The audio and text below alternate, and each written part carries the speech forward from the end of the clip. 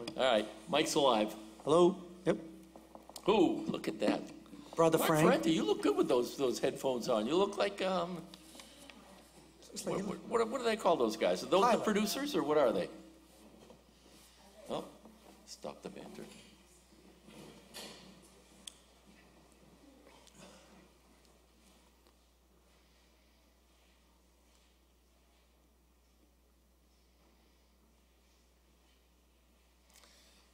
Showtime. It's showtime. Hello and welcome to election night here at City Hall. I'm Ed DeVoe and I'm sitting here with John Varangio. John. It's going to be an interesting night. There's quite a few people running for the councilor at large position, and every ward has a challenger. It's going to be a very interesting night, even though there's no mayoral race at this time. Just taking a look, we have both. Unfortunately, we have an open seat due to the loss of dear friend, former Mayor Bob Hess, council president. 12 candidates running overall. Two former city councilors at large. One that was a former mayor. Yep. We have on the school committee, school committeeman Dan McGuire chose not to run for re-election, so there's an open seat, and there's several candidates running, and we have races in all the wards. I mean, to me, that's unprecedented. Yeah, it's unbelievable. Plus, for this year, we have new voting machines.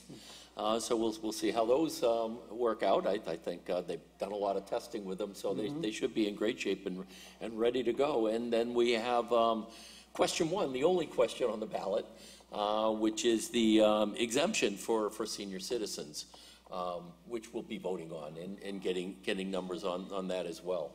Yeah. It's been interesting to watch, some of the interviews and the candidate statements and so forth. Of course, there were no debates this year. Nope. But thanks to Revere TV and Morris, aside from the debates, I think everybody got to see just about all the candidates. I mean, I've been watching through them, for the last week or so, and going through the interviews, and they were quite interesting for some of them to watch. It's interesting. I watched all of their candidate statements, and then I watched the interviews with Morris, and I thought the interviews brought out a bit more, sometimes it's difficult for somebody to sit in front of a camera and read a statement. When you're sitting there with somebody talking and being interviewed, a lot more comes out. So I found them to be pretty helpful to understand a little bit more about the candidates. Well, it's funny you said, first of all, Morris, he's a legend, and we both had the pleasure of being interviewed by him, and he has an incredible personality. He's extremely funny. Yes. But even with that, somehow or another, he does draw it out of someone what they're all about. Regarding via cable, and I personally, I watched all those interviews. It's great. It's easy to get. YouTube, however, via cable. And it gives you really a chance to learn about a candidate and their positions. And I think for the voters that took the time to watch those interviews, not only they could learn about the candidates, they could learn to ask questions, because virtually all the candidates, is the one thing about Revere, people take their politics very seriously. Yep. And for us that follow it, we can never get enough. And candidates were going door to door 2 and 3 times over and over again. Sooner or later, someone on the other end is going to open the door. Well, if you've watched those interviews, now you can ask certain questions. Yep. Okay, yes, the residential senior exemption is one. But there's a whole bunch of other issues going on in the city of Revere. What do you want to talk about? Well, property taxes, water, school, whatever it is. Those interviews were really, I found it really helpful, and it gave me a chance. Not only I happen to live in Ward 5, yep, but I want to know what's going on in all the other wards too, because whoever gets elected, they're going to vote on something citywide that's going to affect me too. Exactly, and it, there are common issues, I think, regardless of what ward you're in. It's interesting. You talked about the politics being like everybody being involved in the politics and being hot topics around. It'll be interesting to see what the vote count is tonight and how many people actually participate in this process, because that's the key.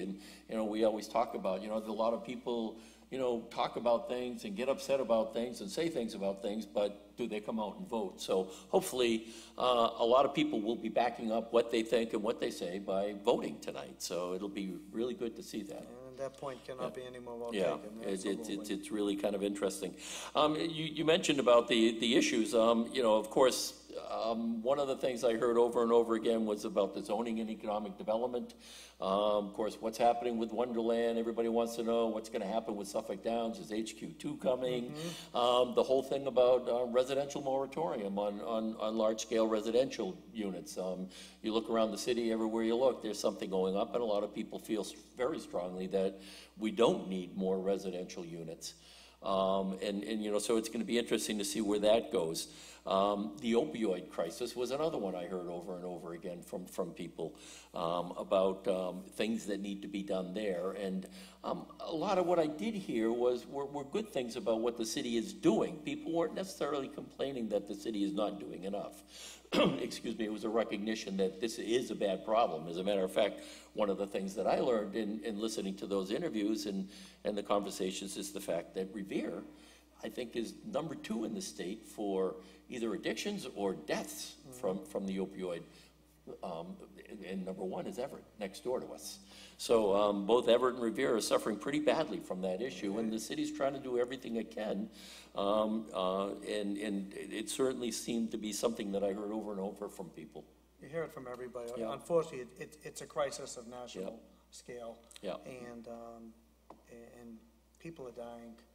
And it's something Sad. that is just, it's very sad. And what the solution is, you know, education, however you want to go. Yep. And it's something that hopefully our public officials can get a better grasp of, and working with community groups and whatever else. I mean, you try and look at the source of the problem, and you know, there's all kinds of, you know, discussions about, you know, what caused it. Was it doctors prescribing pain meds too much, and so forth. And the bottom line is, though, we've got a lot of people now that are basically hooked on the drugs, and it's a little different than I think than with some of the heroin and some of the issues that we found in the past years, and that you know, there were people that were, if you will, experimenting with drugs and then got hooked on the drugs, like alcohol or whatever.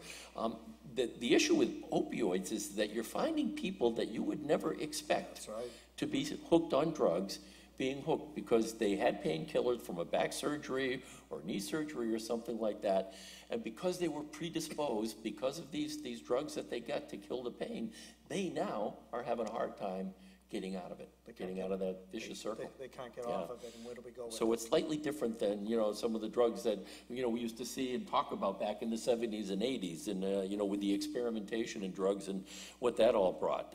Either way, it is a sad situation. One of the other things that came out over and over again in a lot of discussions was high school, discussions about the need for a new high school, and more importantly, where to put it. You know, so there was a lot of ideas and thoughts. Wonderland was brought up again. Suffolk Downs is possible. You know, but then, you know, there's the old discussion about what you're going to do with those sites. And then, of course, there was a lot of discussion regarding doing it behind the current school. Well, one of the problems, Ed, as you know, right, we don't have much land left in Revere.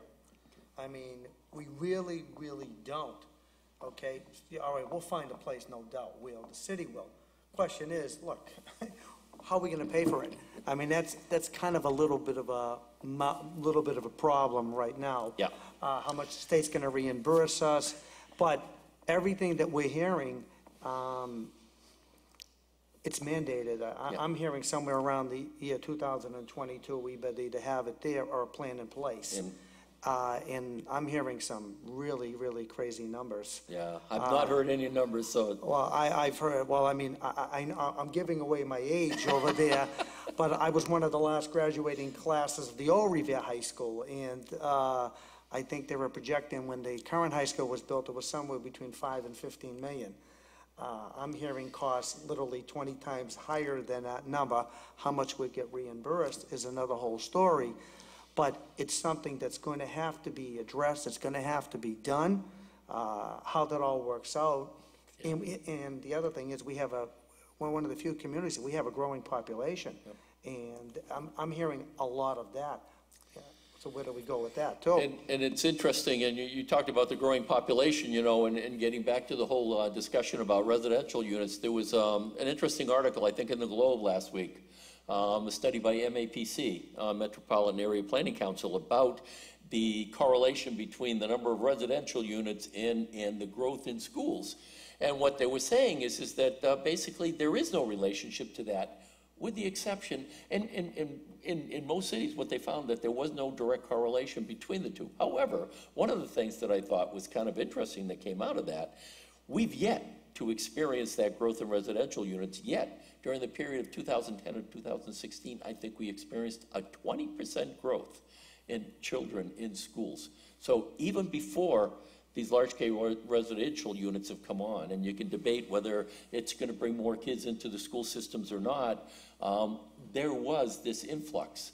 And I think, I think sometimes you suffer from your own success or whatever, in the sense that we have such a good school system, and we are somewhat a magnet for people coming to the city because it is such a good school system.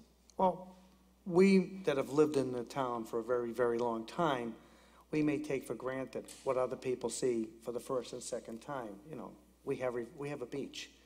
I mean, we kind of forget that. We're right next to Boston. We're right next to Route 1. There's a lot of, there's problems in every town, but our town, our city has a lot of great things. Our school system is terrific. The teachers are great. And that's good.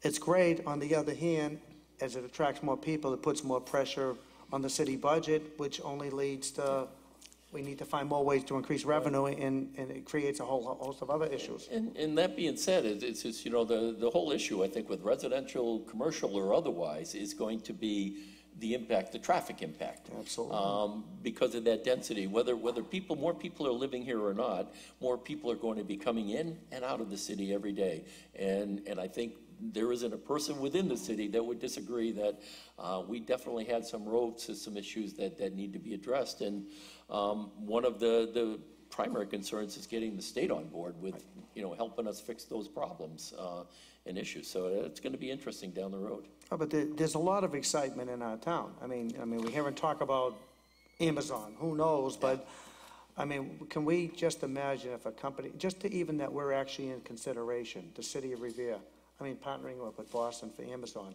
that's unbelievable. That really is. And let's not forget that other little gem, Wonderland over there. Something hopefully wonderful is going to happen with that. And the beach still has a long way to be developed, too. So there's a lot of changes. I want to live long enough to see a lot of those changes, too. You and I both. It's funny because I remember when there was a whole discussion about the casinos, and my mother and my mother-in-law, my mother-in-law being in her 80s, my mother in her 90s, saying, will we ever live to see the casino? Well, of course, they're not going to see the casino here, but they'll probably live long enough to see the Wynn one come online. But we all look at, and you think about Suffolk Downs, it's a 10 to 15-year development project. So it won't start until probably 2019 at the earliest, because the racing will continue through 2018. So 10 to 15 years from there, that project will be developed. So I'd like to hope I'm going to be around to see part of that. We might be a little more decrepit, but at least one of us will. So. But and the other part to what you were saying is that about the city, and people recognize it. And I always consider myself a transplant. I've been here since '65. I didn't go to school here. I didn't grow up here. But being here from '65, I think I'm becoming a citizen finally.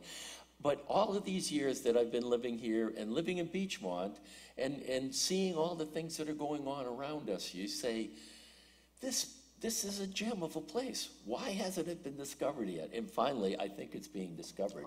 And hopefully it will be discovered and managed in the proper way, so that we all come through with this, enjoying the fruits of this beautiful place we live in. That's correct. Well, Ed, we both know people that have lived here for generations, and there's a reason why. Yep. Because they know what we found out. Yep. That Revere is a wonderful place to live, to bring up a family. Everything, it's got so much going for itself. Yeah, I think we take it for granted, right? And I hope the time that we have, we'll do a better job, but when we leave, it'll be better for the next person, our children and our children's children. You know, a few years ago, my wife and I thought about moving, and you go through that phase, and we looked at houses in Saugus, we looked at houses in Peabody and Lynnfield, and we kept driving around, we kept saying, something's missing, and every time we would come down Route 1 towards like the North Gate area, we'd look out and see that ocean and say, that's what's missing. And frankly, that's what's kept us here. And where we live in Beachmont, we just love the area. And that being said, it's interesting to see people starting to discover parts of the city. I mean, we've got people from Jamaica Plain who are moving into Beachmont and telling all their friends about it. You know, and that's something you never heard before. You know? So it's fantastic. We're still waiting on some results here, and hopefully we'll start to get some soon, and we'll get some people coming in for doing some interviews. Again, we mentioned that we've got the Councilor at Large race, and we've got the four incumbents, Jessica Giannino, Steve Morabito, George Rotundo, and Tony Zambuto. I always want to say Zambuto, but it's Zambuto. I still say Zambuto. Sorry, Tony. So. You know, it's interesting, we had a chamber event a few months back, and I remember introducing Senator Joe, and I said Boncour, and I was immediately corrected, it's Boncour. Boncour. So I'll get my name straight at this point.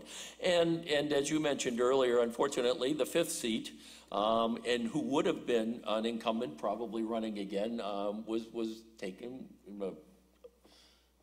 Bob Hess. That's correct. Who was taken from us, unfortunately. Bob, and you've known Bob probably longer than I've known him, and have worked closer with him longer than I have, but every encounter I had with Bob was incredible. He was such a gentleman. I remember when he became mayor, and one of the things that really excited me about him becoming a mayor was, you know, and no disrespect to anybody who was before him, but he was one of the first mayors that I remember that took a business approach to running the mayor's office. And it was just, you know, so great to see. And when he became a city councilor after being a mayor, I mean, he just continued to improve upon his legacy and value and help to the city. Now, Bob, yes, I had the really honor and pleasure of knowing Bob, Juanita, and the entire Haas family. Bob never changed when he was mayor, when he wasn't mayor. He had that down-to-earth attitude. Yep. It never went to his head. He was certainly very open. If you walked into the mayor's office, hey, he was in the Rotary Club. He played softball while he was mayor. That's when he hurt his foot. I happened to throw the pitch when he hurt his foot. He never held it against me. He was just a wonderful, wonderful, wonderful man. And it was a terrible loss to his family, a terrible loss to all of us that knew him and loved him. He cared for the city very deeply. I mean, he was council president at the time of his taking, and he just really, he ate it up. I'm sure he's watching this tonight, like everybody else, excited about the election results, having very strong opinions on the issues, and yeah, we all miss him. We all do. Yeah. And we're fortunate that the city had him all these years. Wasn't long enough, but we're glad we had him for what we did. Yeah. And when we look at the challengers right now, we've got Todd Braid, who is one of the challengers, who has been in Revere for quite a while. John Correggio, ex-councilor, for a number of terms. And I think he's been out for probably 2 or 3 terms at this point, 2 probably. Nick Molason, who's been involved in a lot of city programs and working with the city for many, many years, has decided to run. Dave Ramos, who is relatively new to the city, is a Beachmont resident, and is running for the first time. So he's on the thing, on the ballot, excuse me. And then we have Dimple Rana, who is Revere on the Move, for the Revere city. Cares, been doing a lot with the city, and is running a very strong campaign. And she's got an unbelievable group of people, you know, working with her. And then, of course, we have ex-mayor Dan Rizzo, Wayne Rose, and then Michael Zaccaria from Action. I think his business is, if I remember correctly. I think, looking over, are we going to? Yep. Okay. Well, we have our first current incumbent school committeeman, Michael Ferranti. Come on up. Michael, how are you? Michael, how you doing? Thank you, going very on? good. Okay. Excellent. Do you have any results that you can share with us? I really don't, I just looked at it quickly. I mean, it's hard to say. I mean, there's a long way to go. There you go. Yeah, I really don't have any results that I can enlighten the public with, but they're starting to come in now, that's all I can tell you. Okay. Well, Michael, you have, in addition to knowing you and certainly calling you a very personal friend, you and your dad have been on the school committee. You've been on for, I believe, around 12 years, and your father was on for probably triple that. Tell us, how do you enjoy being on the school committee, and why did you want to run for re-election? Well, I wanted to run for election because I wanted to keep it in the family. You know, my dad did it for so many years. I really enjoy what I'm doing. I enjoy the colleagues. I've been in public service since I've been 16 with my dad, so just keep the name going, and I enjoy doing it. It has its ups and downs like everything else, but I really enjoy doing it. I enjoy the people, and our new superintendent, we're working with her, and hopefully we can just, keep getting things better for people. Well, obviously, the bigger challenge is the new, Ed and I were just talking about the new high school. We both are in the same position, so we know a little bit about money. Right. Where are we going to get the money for this? That's a problem, unfortunately. I mean, we're supposed to know probably by the end of the year what the state comes back with funding, and if we're on the list, and unfortunately, it's going to be an exorbitant amount of money. I really don't know. That's up for the mayor and the council, hopefully, to figure that out, and whatever we can do to assist them, we will. But, the schools now are going between $300 and $350 million. I don't understand how or why, but they are, and it's going to be a challenge. And finding a spot for it's even going to be a bigger challenge. Now, what's the time frame? Because I'm hearing we're supposed to have something by the year 2022 or something in place. That's only 4 or 5 years from now. Yeah, I mean, even if we got the money today, it will take 5 years to build. Between going through all the paperwork, finding the site, getting the contract with building itself. As long as you have something in place that you're moving forward, the state won't bother you. If you do nothing, then you have a problem. Okay. You could lose your accreditation potentially, which is obviously the worst case scenario. We really don't want that. Michael, one of the other issues that I heard, in some of the interviews that were taking place leading up to the election, of course, was the current, the funding that we get from the state. And that's been somewhat depleted, if I could use that word, I think, compared to past years and maybe some budget issues associated with that. Can you talk a little bit about that? Yeah, we really didn't do that bad with the Chapter 70 money this year. We actually got a little bit of bump up on it. And then the city's mandated to give us X amount of dollars. So we've managed to make the numbers work in our budget. And, it's with the assistance of the city, helping us out, because without their money, we can't make it work. We've had a problem with the economic disadvantage with the lunch program. It's cost us some money. But we're doing the best we can. And like the council does, you can only take the money and go so far with it. But I think we're in pretty good shape right now. Hopefully we can continue it. There's obviously no guarantees what's going to happen, but I think we're in pretty good shape right now. What other challenges do you see, Michael, on the school committee and in the school department? The problem we have is the class sizes. They are absolutely out of control. If we can get lucky and get a high school built that we can maneuver a little bit, use the existing high school as our middle school, then we have a chance. But like I said, I think that's at least 5 years away, if anything at all. But the class size, and it's not fair to the teachers, the administration, and the parents, but there's nothing we can do. Yeah. And you brought up the middle school, and because I heard the term centralized middle school from a couple of school committee people, and during those discussions. And so currently, correct me if I'm wrong, we've got Garfield as a middle school, we've got Romney Marsh as a middle school, Wayland, I think, is a middle school. Anthony. Pardon? Susan B. Anthony. Excuse me. Those are the three? Right. So the plan would be to consolidate those into one location? Yeah, try to put it in the high school if we can. Yep. And now we have 1,500 seats available to elementary. Okay. And then you can do potentially redistricting, so you can hopefully reduce the class sizes. But that's a long-term plan, provided we can make it all work. Yep. But that would be the ideal thing for us to do, because you could be building schools forever. And obviously the city's land poor. We have no land. Yep. And that's going to be a real issue going forward, even try to even build a high school. So basically, is there a master plan being worked on? Well, Kind of like frameworked it out just now. Right now, we really can't do anything with the plan until we find out if we get on the list and what we get for funding. And then everything will sort of fall into place. And when will that take place? Get I on would the say list? probably by the end of the year we should Okay. know. Okay, I that's mean, coming up. they said November, I always figure a month after Yeah. that. But hopefully we'll know by the end of the year, and hopefully we get the money that we need. But I'm just astonished what the school is gonna cost. I know, I've seen some of the articles again, you know, reading through the Globe on a regular basis about some of the schools in the areas and seeing what they pay, and I'm going, holy smoke. I mean, the city of Lowell's like 340 million, Yeah. and they're putting it on a football field.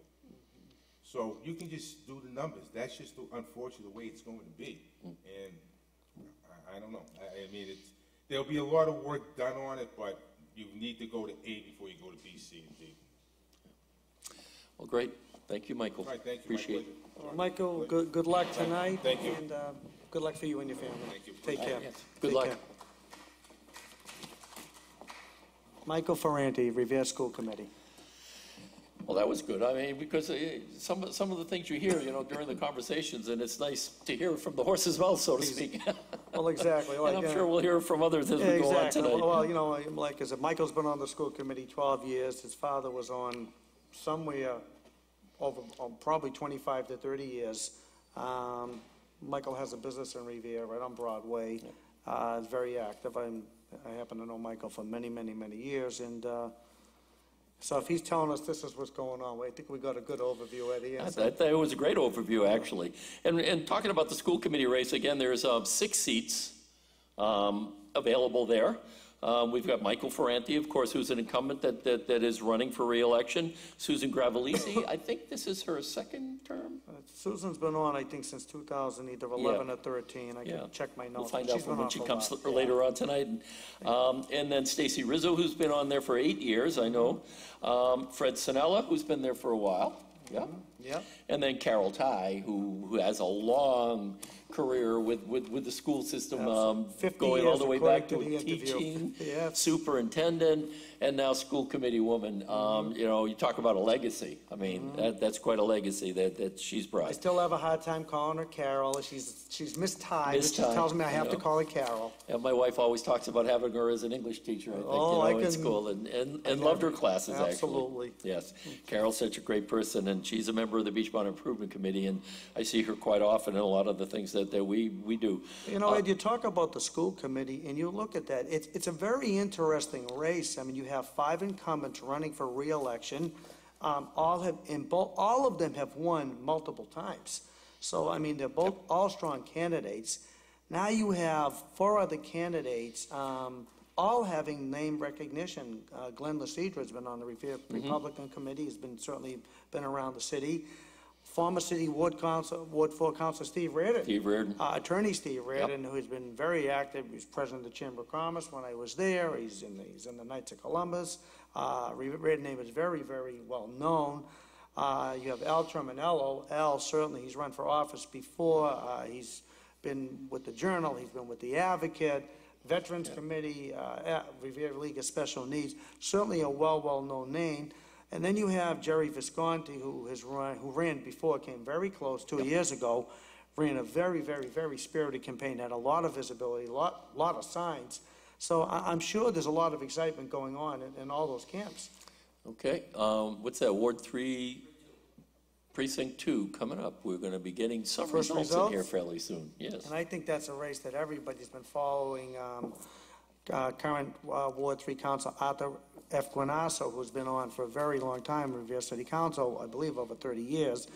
And opposing him is Anthony Cogliando, who ran a very, very hard campaign. And I'm sure it's a race that's been very closely watched. And we're going to get results very soon. Should be coming up. And as we wait for those results, we could talk a little bit about the question 1, which is I called it the senior citizen tax abatement. I think it's your tax exemption, and I'm not sure if there's a specific distinction between abatement or exemption. Bottom line is it's Well, as an relief. assessor, there is, but we'll There you go. leave it at that. We're not going to, I no assessor hat tonight, so that's fine. But either way, you know, the bottom line of that whole ballot issue is to provide some relief to qualified senior citizens. It just because you're a senior citizen doesn't mean you will qualify for that exemption, and I think that's a key.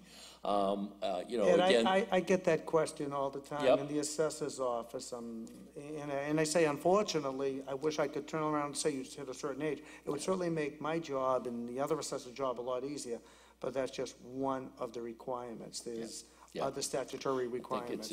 it's income levels and so forth that play into it. You know, I guess you look at it as the first step in a direction. I think a lot of the discussion during the campaign with some of the challengers and so forth, and even some of the incumbents, was about two things about it. You know, where's the money coming from? And secondly, you know, supposedly the mayor talked about a 10% across the board tax relief for everybody, and that's not coming about. And they're saying it's one step in that direction. Right. I guess, you know, depending upon where you're at on this issue, you could say it's good or bad. If I'm a senior citizen and I qualify, I'm happy. Right, there are some statutory exemptions that are already in place, which are offered. We Yep. currently recognize the 41C and 17D, and while there's exemptions for blindness, there's exemption for veterans with service-related injuries at 10% more. So there are some things already available, and this is another step that the city of Revere is looking at. There is one town in the city, in the state that has it, Ashland, that I believe is, and this is something that a lot of people feel very strongly on. Yeah. And I think that given the growth that's going to occur, you know, my opinion, I guess in a sense, the growth that will occur in this. And Councilor at large, we talked about the school committee, looking at the ward races. In all 6 wards, as we said earlier, there are challengers. So I don't know, I don't remember all, and I've been following Revere politics. I was thinking the same thing, and I was going to ask you that question tonight. All 6 wards, there are challenges. I Yep. mean, I think some have been a little more competitive than some of the others, Yep. but I don't ever remember all 6 being challenged like this. Well, and I'm glad you particularly in brought a that up. non-mayoral year. Yeah. You know, which is Yeah. really, I think, surprising. But that's good. We talk about people, you said in the beginning, voting. Well, if people don't vote, that's making a statement. If people don't run, then you can't complain. Exactly. And granted, it's an incredible sacrifice to run for public office. It really is. I mean, it's not like, okay, you know, for councilors or school committee people, they're here once a month, twice a month, and that's it. No. The phone never stops, and No. particularly we live in, you know, cell phones, this day and age. You People don't get call away from it. anytime, email, whatever else. You don't get away from Absolutely. it, exactly. And you're right, and that was exactly my thought when I saw that. It's really kind of encouraging to see, number one, the fact that there are challengers every bit of the way, and not to say that the people that are in their positions are doing bad in their positions. It's just that there are other people that think they have a better idea, You know what? or they can. It's Go ahead. funny you said that, Ed, because I have to say, for the most part, and we've watched some pretty bloody elections along the way. I mean, if you're on the outside, it's very Yeah. entertaining. But for the most part, I thought these the competitive campaigns were done very, very professionally. Oh, yes, you're right. It wasn't like I'm running against you. No, I'm running for that office because I think I can do better, or I have something different to offer. And I think that's what it should be all about. And I rather than think this there was one partisan. candidate, I think it was Ward 3, and who's the challenger there was Cogliandro, I think, who actually said, I'm not running against anybody, I'm running for something. That's correct. And He did it's say a that very in his important interview. thing to recognize the fact that, you're right, they were spirited campaigns, but they were clean campaigns. and there was- Professionally done. Yes, very well Exactly. done. People had their positions, you know, and different people may have disagreed on positions, but, you know, for the most part, like as you said, it was very, very clean run campaigns. Another candidate just walked We in. have Ward 2 Councilor IRA Nowakowski, who's just come in. Come on up here, Ira. Come on down. How you doing? Oh, yeah, my friend. Nice to see you. How you Good to see doing? you too. Welcome. Oh, Welcome. My pleasure. Ira, do you have any results You you have can any share news with for us? us? Because- I have results for you. Wow, look at this. Read it and we. Read it. Read it in week, okay, and this is final tally? Well, it's right out of the polls. It's Right not out from of the polls, and downstairs. this is directly from Councilor Nowakowski. It looks like there were 589 votes cast, and it looks like Councilor Nowakowski has been reelected with 404 votes. His challenger, Mr. Mancuso, has got 133 votes, and there were 51 blanks. Congratulations. Thank you very much. We appreciate Yes. it. Thank you, guys. Once again. Yeah, thanks. Why don't you Well- tell us about the campaign and what's going on? Well, you know, as far as I was concerned, you know, I had an opponent, and I was out there, seeing the folks, and knocking on doors, and having a lot of visibility, which I have during the whole 2 years anyway, so it's not that I just come out there in election time. Yep. Ira, you've been on the council since around 2001 or so, this Exactly. time around. Yeah. Okay. Obviously, you must still have the fire in you to want to keep going. What's the biggest challenge? I love it. I love it. The biggest challenge is trying to bring the ward up to par. It's probably the oldest, if not one of the oldest wards in the city, you know, I'd say next to Beach Ones. Yep. And we do our best to try and bring things up to the standards that people expect. Well, and as the ward councilor, you know, you are just doing an incredible job. I always talk about when we didn't have a ward councilor in Ward 1, Ira was our go-to person. So he served Ward 1 and Ward 2 for a while. Well, and that's because I wanted to, you know, because, you know, you deserve some representation. I was dear friends with Richie Penter and Jimmy Camillan. Yep. And I still felt connected to you guys. Yep. And just to go back to something we were talking about earlier about the city of Revere finally being discovered, and like we were talking about, like for many, many years, both of us felt that we've got a gem of a city. When is it going to be discovered? I always talk about Ward 2, and particularly the Shirley Ave. When I look at Shirley Ave and the gateway to the beach, I always think about sure, Martha's Vineyard. It'll come to me. That island out in the water that's surrounded by a lot of water, you know that. Martha's Vineyard. There's the little town in Martha's Vineyard where the ferry goes to, and that name is escaping me right now. Oak Bluffs, thank you. Okay. And you come off the ferry, and you've got that street there with all the stores and everything else. And I always look at Shirley Ave, and I'm saying, this could be Shirley Ave. Right down by Circuit Avenue, Oak Bluffs. No, that's true. It's funny because everybody talks about how Revere Beach is a gem, and now Revere is starting to become a gem. But Shirley Ave has been a target ever since the transit-oriented development on Ocean Ave started, and now they are trying to beef up Shirley Ave with the Ocean Ave project and everything going on in Wonderland, and Suffolk Downs, everything happening at Suffolk Downs, the Shaw site, Ward 2. Yep. And I've always said that Shirley Ave is like the top of a volcano ready to erupt. Yep. And there's so much happening down there with Mass Works grants coming in, have been in, more coming in, and there's so much prepared to be done and to get done down there. So, and the people have seen it. The people have seen it. Well, Ira, you're obviously very visible. It's very easy to spot Ira Nowakowski. Just go down to Bagel Bin every morning and you'll see Ira there for sure. That's one my of office. That's his office down there. But Ed and I were talking about that even though you may have your own particular ward councilor, it's great that the other ward councilors need to know what's going on in the city, because you're making a vote. I live in Ward 5, but you're going to make a vote that's going to affect my ward. Yes, you do. You were certainly helping out when unfortunately when Richard passed away a year or so ago, and it's great that ward councilors recognize the fact that even though yes, their particular ward might be a little more focused. That's true, but you're still representing the whole city in many ways, because the votes come up. It's not just for your ward; it's for everybody. That's correct. And it's amazing the number of people and the different people that come down to the Bagel Bin, which we just said was my office, but.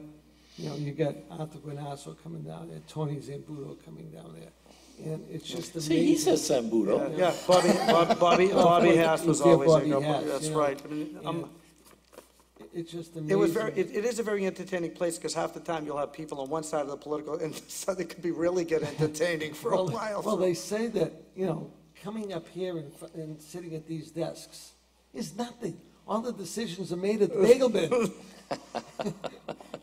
But, it's really interesting and, Well, your ward's got a lot of exciting things going. Yes, certainly there are a lot of challenges, but it's poised for an explosion. You're absolutely correct. There's a lot of great things that are going to happen over the next few years, and you certainly want to be part of it and help see it and with the through. mitigation money coming in from all these different projects, the city doesn't have to put money out for these things, and, even, I've been talking to John Powers about Butler Circle, and he was extraordinary in getting that done, and that circle goes through both wards.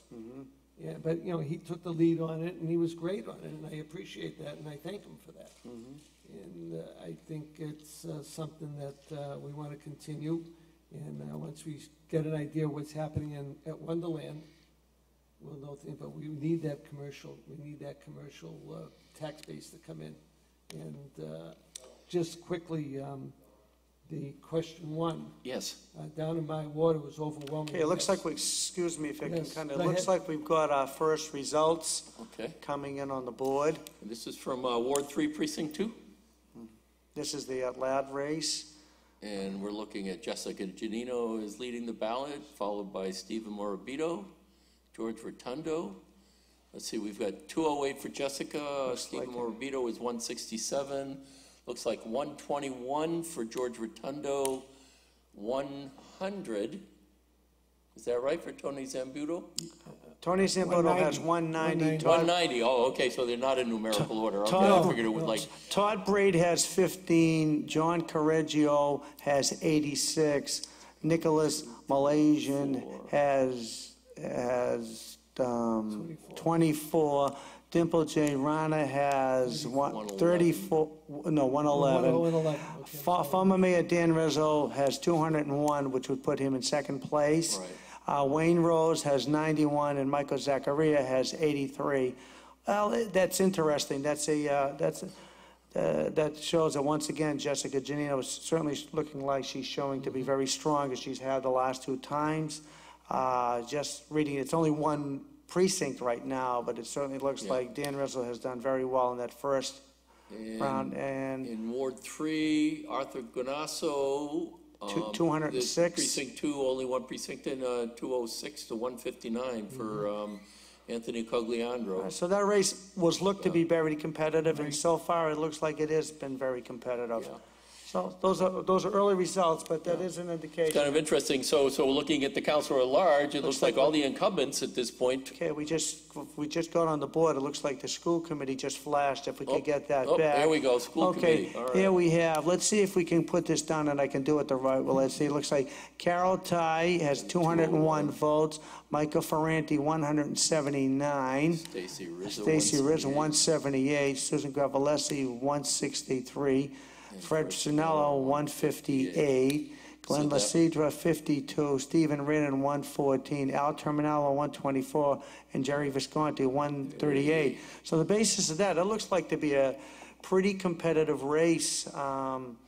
So I'm sure there's a lot of very anxious candidates right now. And speaking to one that's sitting, a successful candidate, it's got to be very nerve-wracking at this point. It is, and I've been through that process back in 1995 and 97. I ran at large. And the first in 95, I lost by 65 votes. In 97, I lost by 73 votes. So it's... Okay, on the ballot question, should Revere adopt a 10% tax exemption for qualifying senior citizens who own and occupy their own home? And right now, it's a resounding yes. 253 has said yes, 83 has said no. So that's a 3-to-1 And that's margin. indicative of what's going on down in Ward 2. And just before you go, because we have a couple more people to come up, I wanted to ask you, given the 589 votes, how does that compare to past elections? Well, the last two elections, we had 729, 734, but realized that one of those was a mayorally Understood. election. Yep. Yeah, we were talking earlier about, how, people have their ideas, their thoughts, and very invested in the politics, and we're saying, well, it'll be interesting to see how many of those people come out. Yeah, there's a few less than I expected, Yeah. tonight than I would have expected, that extra 100, but whether the cold did it and then the rain came later, tonight, so who knows? But anyways, we'll look at the bottom line. Well, Councilor, Thank you, guys. congratulations. We have Appreciate it other very much. candidates here. I look forward to the next 2 years. Okay, that Thanks. sounds, okay, we have two more candidates that are here. Who would like to go first? Councilor John Powers, Ward 5 Councilor.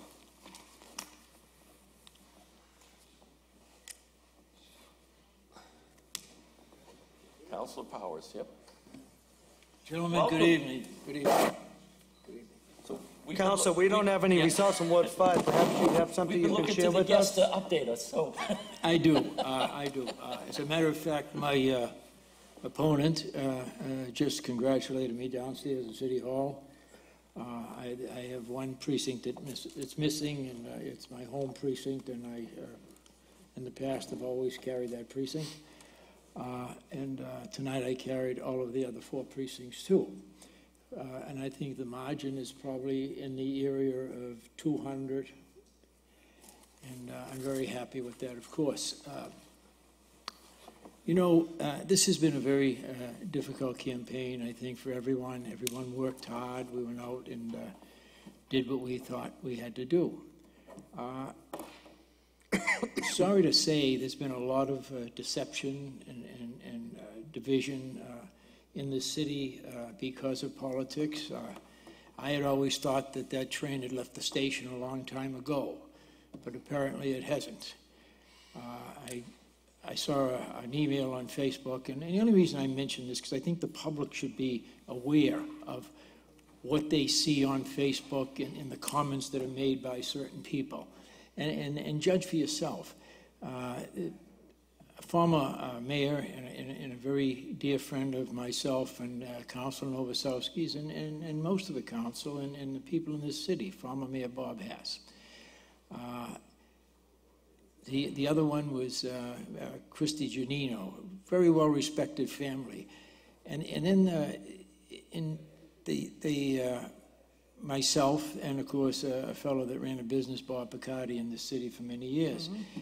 And the comments that were made was, drain the swamp, 2 down, 2 to go. And to me, that's not something that should be in politics. It's disrespectful. I can handle it, but the people that are decedents, that's something that the family shouldn't have to deal with. And it's just a very, very sad thing. I think the city, in my opinion, is moving ahead. We saw a Wonderland Park, a blighted area, sit there for 6-7 years in hopes that the casino would be here and perhaps they'd use that for satellite business, but that didn't happen. And it's now as a result of former mayor and councilor Bob Hass, who co-sponsored a motion with me to tear that property down because it sends a bad message to people that drive through our city on a daily basis. And when they look at something like that, and guess what? Wonderland is coming down. We rezoned, and then Councilor Nowakowski was part of that also, who was just here. We rezoned the Necco property, 50 acres. And it's rezoned for high-tech and robotics and that type of manufacturing. And one of the things that I was very clear about, and where my colleagues were supporting me in this also, was no residential on that property. We don't need it. So it's going to be strictly all commercial, the way it was intended to be. The other thing, Wonderland, as I said before, that's coming down. There's 35 acres. So you have a combination just on those 2 sites of 85 acres that is property that's going to be commercial and be developed properly. We also have we've had an awful problem with parking on Route 1A over the years that impacts the Oak Island and the Point of Pines residents and really, in a general way, all residents of the city. And one of the things that I'd like to see happen, I know there was an earmark on the transportation bond bill a couple of years ago, and that was to put a commuter line in back of Wonderland so that people could, from the North Shore, Salem, Swampscott, Beverly, further north, could take the commuter train to Wonderland, cross over, a well-enclosed, well-lit walkway, and go right to the airport and take traffic. John, can I, you and I have talked many Yes, times we have. about that. I know you wanted it for years, I wanted the same thing, I assume like a people mover, like over at Station Landing. Exactly. Over in Medford. Do you think at this time with Wonderland coming down, do you think the odds are really increasing now? I think they are, and I'll tell you, there's one very significant reason for that, and that's we have a governor who lives down in Swampscott, and I'm sure travels that route every day to get to his office in the State House in Boston. And he sees the traffic and the impact it's having on the neighborhoods down there. And all that takes is the governor to say, hey, I want to fund that line item, and let's move ahead. And I think you're going to see it happen. Well, John, a couple of, being a Ward 5 resident and my ward councilor, too, flooding, Revere Street, Salt Marsh, and I think that East County Ditch, and obviously the other big thing is the fire station. We've done a tremendous amount of work on flooding, particularly in the Oak Island, Lower Revere Street area, and also the Point of Pines, where we former Mayor Ambrosino was gracious enough to me and the residents down there to fund the rebuilding of that pump station on John Avenue. It hasn't, to my knowledge, been broken down once since. How about the fire station? What do you think? Fire station. I know you've been screaming for that for years. I'd like to just go back to flooding if I can for a minute. In Oak Island, Arcadia Street, Argyle Street, York, and those streets down there, we've spent over $900,000 on tripling the capacity of the catch basins and the storm drains down there. That water would normally sit in the yards down there. And there are a couple of spots we still have to correct, but by and far, the area down there has had a great contribution with regard to flooding down there. We're running out of time, John. Tell me how you feel tonight. You've been on the council 17 years. A lot of great things going on with the city. I feel like the Boston Celtics will feel when they win their next game, 10-0. Is that why you have green on tonight, John? Well, yeah, no, that's my Irish. Okay. But, I look forward to working in a positive manner for the residents of this city. Every vote that I do take will be a conscientious vote and something that I think works for the city of Revere and works for not only now, but for generations to come in the city of Revere, and that's the important thing. Well, John, congratulations to you on your re-election. Congratulations. Thank you. And good luck for the next 2 years. Appreciate it. Thank you, Councilor. John Powers, newly re-elected Ward 5 Councilor. Okay. Next up, we have Cheryl Woodridge, who is the challenger for the Ward 1 council seat. We've not gotten any results in from Ward 1 yet, so we don't know what's happening there. Cheryl, do you have anything you can tell us? I haven't. I decided not to even look. I'm a newbie. You want to be surprised. I do. I certainly do. And congratulate whoever. Now, this is not your first run. This is what, your second or third time, I think, right?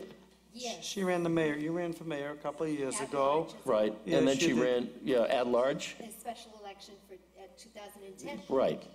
Well, Cheryl, whether you win or you lose, obviously you've been a lifelong resident of Revere. Yes. I'm a little older than you, but you graduated from Revere High School. God bless your 4 children. Yes. One is plenty for us, so God bless you.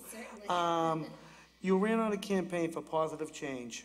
You were concerned about Suffolk Downs. Obviously, you're from Beachmont. You have to be concerned about Suffolk Downs because if something wonderful comes in Suffolk Downs, it's going to spill over to Beachmont. What's your thoughts on that? Well, it's an advantage and a disadvantage. I think the land we have is exceptional in the area. My ward actually has so much land. Economic development, I certainly understand. At the same time, I'd like us to take a deeper look at such. That was my message I was trying to get through back in 2010. for change and a good change. I know that it's like an old shoe. You're comfortable, but sometimes it gets worn, and we just need that fresh shoe. What were you talking about zoning? You mentioned something in your campaign about zoning. What would you like to see? Again, the development, I'd like to focus, again, this is right now, I'm speaking of, as again, I've had other elections, but this is for Ward 1. So I myself, I'm an additional candidate, and I think the council now has done a great job for a position, which she could do, but I just want to be the voice too, that hey, give me a chance to, like I say, look at the zoning and deeper, and can we just maybe hold off on through the council and Ward 1 for the neighbors, more of a community. That's my mission. That was my goal this time. I did have a sign. I don't know if anyone had seen that sign out, the banner. So it was servicing and working for the people. And bringing back the community in the ward. And I would like to ultimately see the other ward councilors propose this more so. The zoning was, as far as overdevelopment, the buildings, like we recently have the HYM development. That was another thing that I was concerned that and again, the residents, hard workers, and I thought that it would be good and best interest of everyone. I think education, I know I might be going here and there with this, but it's overall my mission to be here in my time. So the thing is, what I wanted to come across is to say that we have residents that lifelong are having families or not having families that work and are educated right here in Revere, and not just say during these elections or in a private time that that's what we're doing, we're keeping our residents, because again, as I say, HYM coming in, large developments with this great land, and even Suffolk Downs, Wonderland, at that time, people saw fit, there was a racetrack, for dogs, and then we had Suffolk for horses, and so there was a different time then, but this is now, generations have changed, and I think even agriculture, we have Belle Isle, which is great. I think reconstructing the ocean area, keep on board with it. We have environmental. I think there's a lot of goals, and we need to just sit back and breathe again and look at what we have already instituted. Again, I didn't have any campaigns because I said to myself, geez, I want people to get to know that that's not what I'm not looking for funds just yet. I need to know what we need, where we need it, and what we can do about it. You were looking about issues, is what you were doing, that's saying, sure. One thing that we kind of forget on Ward 1, it's not just Beachmont. Ward 1, we often think about that, but Ward 1 goes all around on the Broadway, Vinyl Street, that whole part of the American Conception area, and it's a very big ward. It touches from end to end, really. There's homes. I've been out to the precinct 2 and 3. I've been in, and I asked. They said they were comfortable. And again, when you say zoning, I'd like to have people again. We also, let me say this: we have a lot of multicultural businesses. I think, again, this is something if someone, whoever comes in different wards, that they need to look at this. I really don't want to say too much without, that's something for the council to debate with and hash over. But I think the multicultural, we're fine there. Let's leave that. We don't want to overpopulate either, and economical development. So in family and residents, like I said, I think, and I wish everyone the best. Okay, well, we've got some other people coming in, and we've got some results coming up. Congratulations, and yes. Okay, good thank luck. you, gentlemen. Keep caring for the community. Yes, thank you. Okay, thank you. Okay, well, we are starting to get some totals in, and we do have another candidate come in, or are we going to go to total? All right, we have totals in.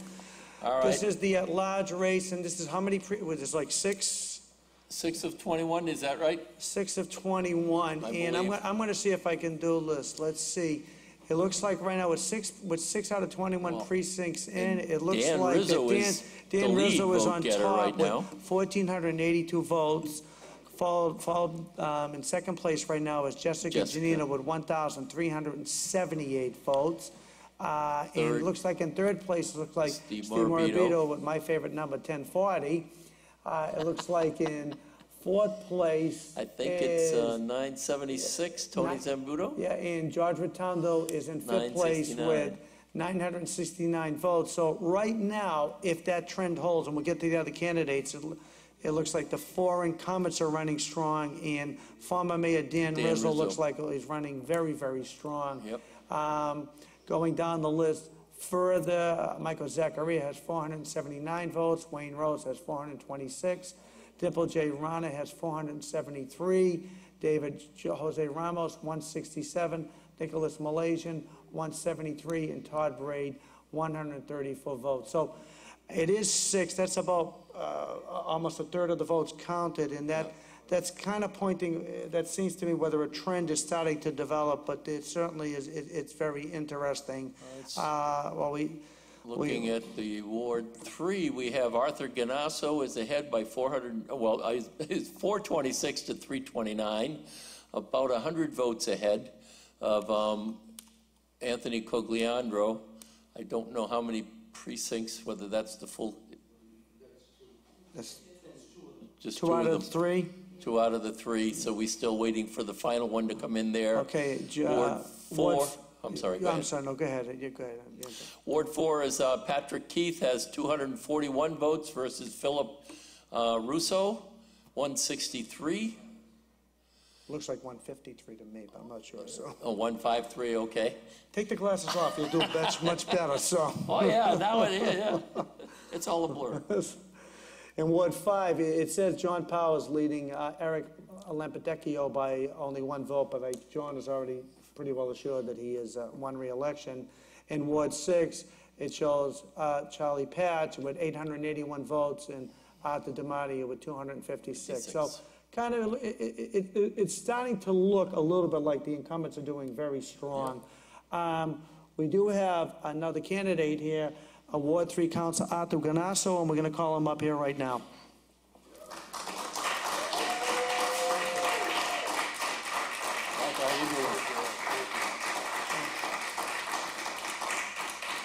And I brought 3 beautiful people with me. Well, Council, maybe you can share us. Maybe you know a little more than what we do. You seem to be smiling. Well, so I do have some information. We won the St. Anthony's Church 3-3. We won it big. And that's my home territory. It's always been very generous to me. And again, I just bring forward the message that the people of Ward 3 respect and watch TV. They view you. They weigh out what you've been doing in a positive vein for the community. And it seems like our positives always outweigh our negatives. And certainly, I can't thank enough. First of all, John, I just want to thank some of the group that's out here tonight. We're so dedicated and hard working every day. We had so many efforts going on in different directions. And we all just seemed to team together so well. We all had a common goal in mind. They wanted my re-election, and it showed.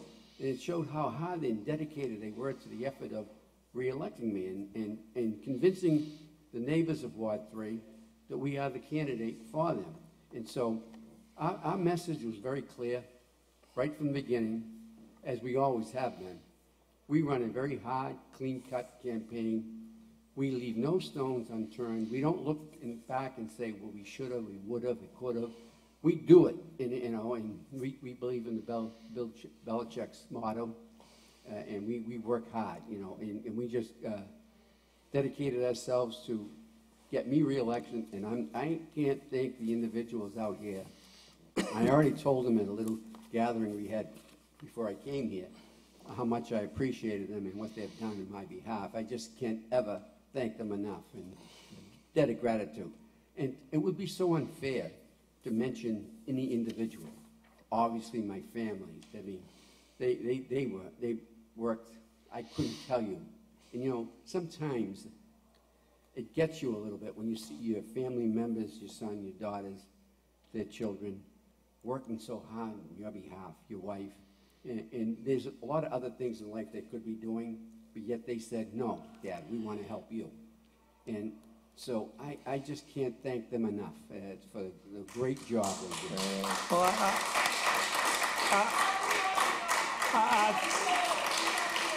love you too. Well, Arthur, it's a tribute to you. It's a tribute to your family. You have your entire family here. Just them voting alone would give you a good head start.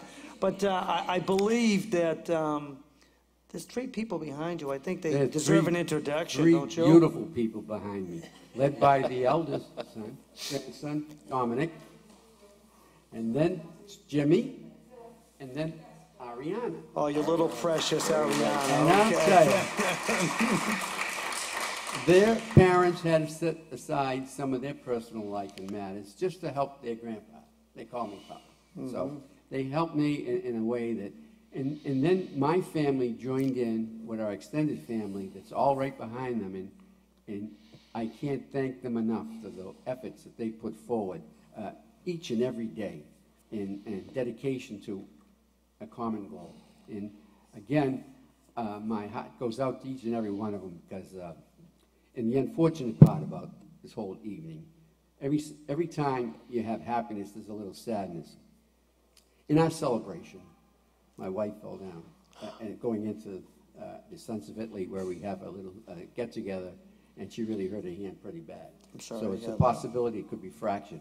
So we will tend to that, and she's stubborn. She said, "You go up there, you join in with your kids and your family members, and celebrate tonight.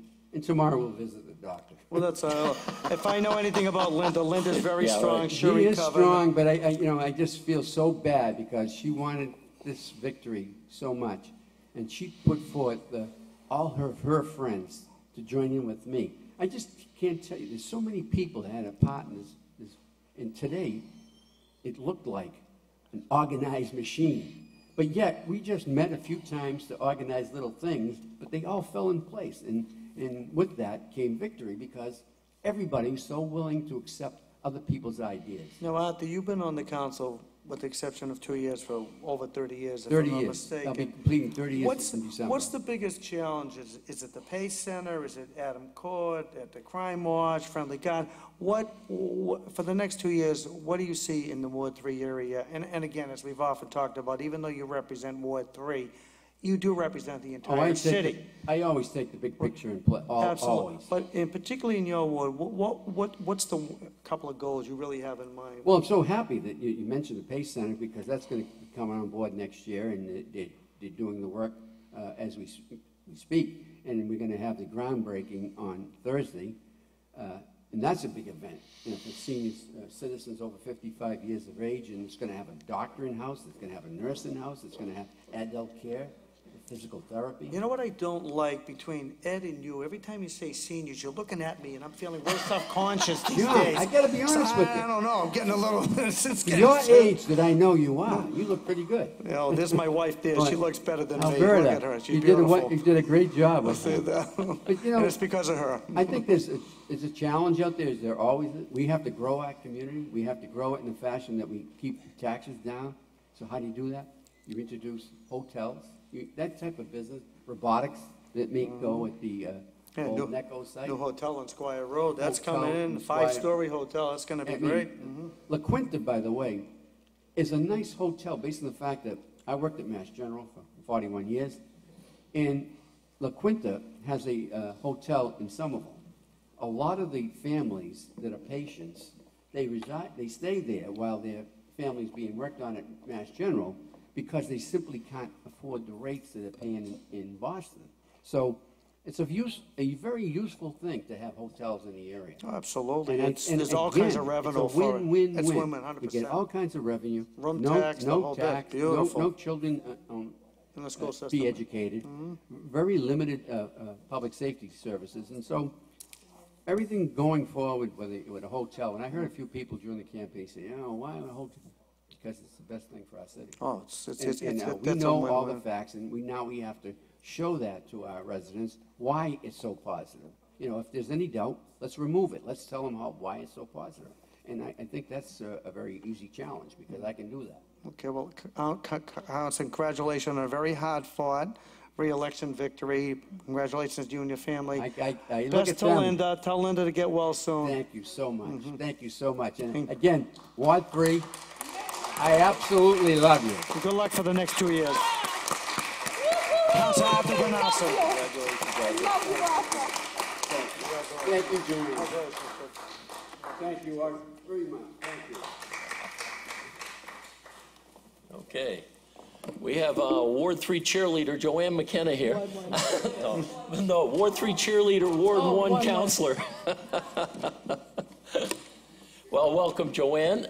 Thank you very much. And I was just asking you off mic if you had any results from Ward 1 at this point. I don't have any results. Yeah. We had a 0-0 screen on, we were at Domino's celebrating and So you're with my celebrating committee. already, so. No, I was with my committee, helping, trying to give them, Yeah.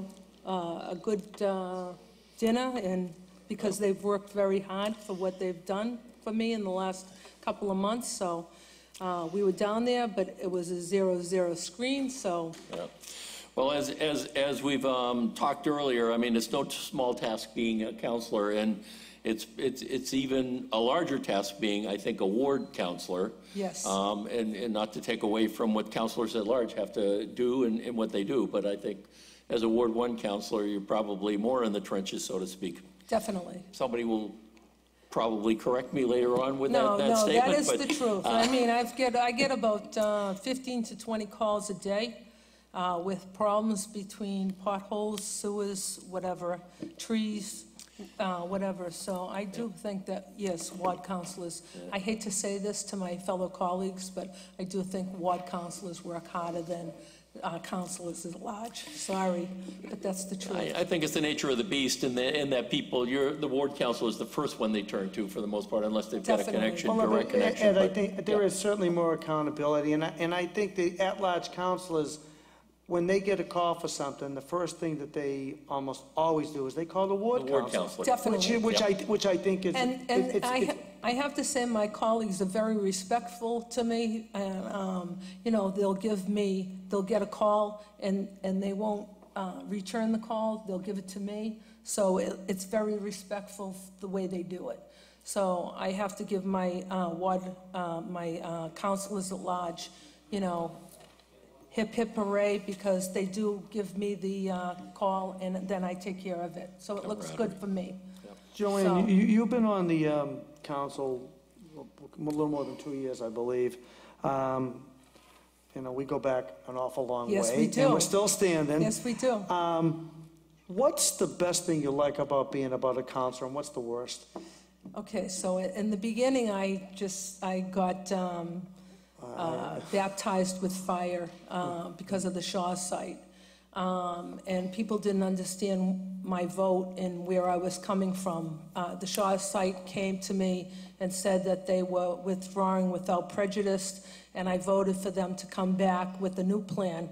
And people didn't understand that, so I had to reiterate my whole concerns on the newspaper and on Facebook and everything, that I was not voting for the Shaw site, but I wanted them to come back because I was trying to send a message to the developers saying, yes, you can come into Revere, and we're going to work with you, and we want the development, and we want to work with you. So I didn't want to send that negative message and say, no, you can't work with us for 2 years, you can't do anything. So that's why I voted yes for that development to come back and redevelop their plan. So, and that was hard for me because people didn't understand that, and they thought I was voting for it. So that was really hard for me. I think the best thing being a counselor is making a difference and helping the small people, the people that really need the help, not the big, gigantic development, but people like I had an incident where we had an autistic kid. They wouldn't let him use the pool, and because he was autistic, and I fought for that, and so he uses the pool now in the Garfield School. I had a person that had a elevator. She had a severely handicapped person. Her elevator was broken for 1 year, and I fought to get that fixed. So it's the small stuff that makes a difference for me, and it's so rewarding. So it's not the big stuff, it's not the development, it's just helping people every day. And talking about helping people every day, and as I was watching the campaign interviews, two issues that you spoke to that I think at the time you said, well, we tried, but we didn't get to where we wanted to. One was the toll reductions or the exemptions or whatever the word you want to use for people from Revere to get lesser tolls. And secondly was the 119 bus. Now, even though you mentioned both of those were, for lack of a better word, failures in a sense. Yes. Did I not hear that the 119 bus was recently Approved? Approved. Yes. Thank you. So in kudos. March, thank you very much. So no, the tolls didn't happen. We got rejected by the Mass Transportation Center to lower the tolls for Revere residents, but I did get approved for the 119 bus in March. It will happen in March, and it will go from Beachmont Station to Target and Stop and Shop, and it will, it will stop the pedestrians from walking in inclement weather, winter, summer, fall, spring, and they'll have a bus stop that will go right into Stop and Shop and Target. And I thank the HYM developers because they're the ones that made it happen. This is my pet peeve since I started as a counselor, and it's finally happening. And kudos to HYM for letting it happen. Thank you. Sometimes you need that big fullback to Yes, get you over the goal line. definitely. And I know, going back to how hard you've worked on it, I know that's been an issue for you for a long It's been time. since I started as a counselor. All Excuse me, right. we have some more. We've got some results coming We in have here. some Go ahead. more results, and it goes by, and this is with 12 precincts in out of 21. It looks like currently former Mayor Dan Rizzo is sitting on top with 2,249 votes. In second place, it looks like Jessica Giannino at 2,110 votes. In third place, Councilor at Large Steve Morabito. In fourth place, Councilor at Large George Rotundo. And in fifth place, Councilor at Large Anthony Zambuto. So right now, it looks like that the four incumbents are looking very strong, and former Mayor Dan Rizzo looks to be very strong. Rounding out the rest of the field, Todd Braid has 249 votes, former Councilor John Correggio 790, Nicholas Malaysian has 278, David Jose Ramos 352, Dimple J. Rana has 808 votes, Wayne Rose 693, and Michael Zachariah 773. That's the at-large race. Okay, Ward Councilor, we still have nothing for Ward 1 yet. Still waiting on those results. Ward 2, we have 404. Ward 2 is final, so that's 404 to 133. Wow. IRA has been IRA, successfully reelected. By close to 300 votes. Ward 3 was Arthur Guinasso at 684 to 475 for Anthony Cogliandro. Ward 4, Patrick Keefe is still 241 to 153 for Joseph Russo. John Powers in Ward 5 is 313 to 284 for Eric Lampadecchio. We don't know how many precincts that Right, we don't know now. how many, right, exactly, and we know from talking with John Powers that I think there's probably another precinct we haven't heard from that might boost those numbers. It looks closer than we think it is. And then in Ward 6, we have Charlie Patch is 881 to Arthur DiMatteo 256. So it does look like the incumbents are looking very strong, at least in those races. On the school committee, it looks like Carol Ty, once again, is holding down the top spot at 1,921 votes. In second place, Michael Ferranti, 1,761. In third place, tied for third, is Susan Gravellese and Stacy Rizzo. In fifth place, Fred Sinella is in fifth place. And in sixth place, it looks like Jerry Visconti, who's trying to get a seat.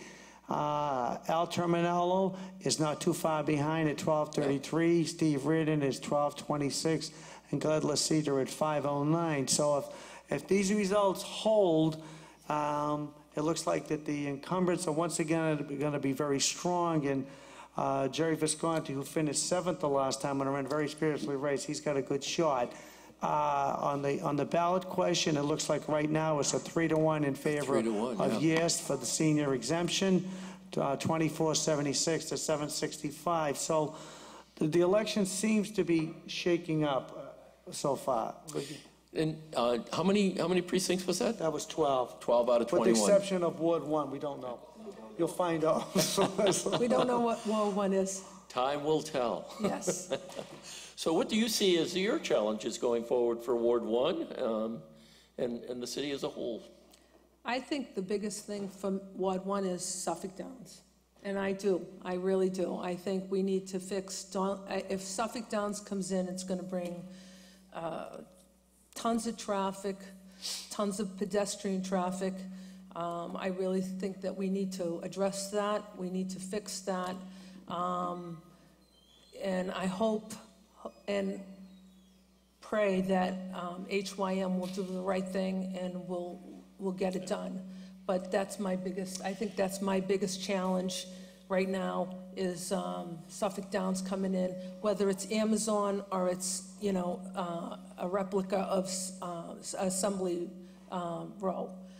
It's going to bring a lot of traffic, it's going to be a lot of people, and I just think we need to do the right thing, and we need to have community groups, and we have to have insight, and we have to have ideas, and people have to, give their opinions, and we have to go from there, just Joanne, like the casino. Joanne, no matter what happens, you're right. It's going to be a major impact. It is a major. Hopefully, surely positive, but there's nothing that's perfect. And you're right. Right. If it may be great for the city, whether it's Right. Amazon or whatever it happens to be. At the same time, trying to get through Beach 1 is difficult. To Beach 1 and back now. So those are challenges, but hopefully the city always seems to find a way. You seem to enjoy what you're doing. Yes, I really have come to love the position that I'm in. It took a little bit of time. I really did not like it in the beginning. I do remember a few private conversations a couple of years back. But So I think I'm making a difference. I'm working hard. I think the people, they know that I'm working hard for them. I wear my heart on my sleeve.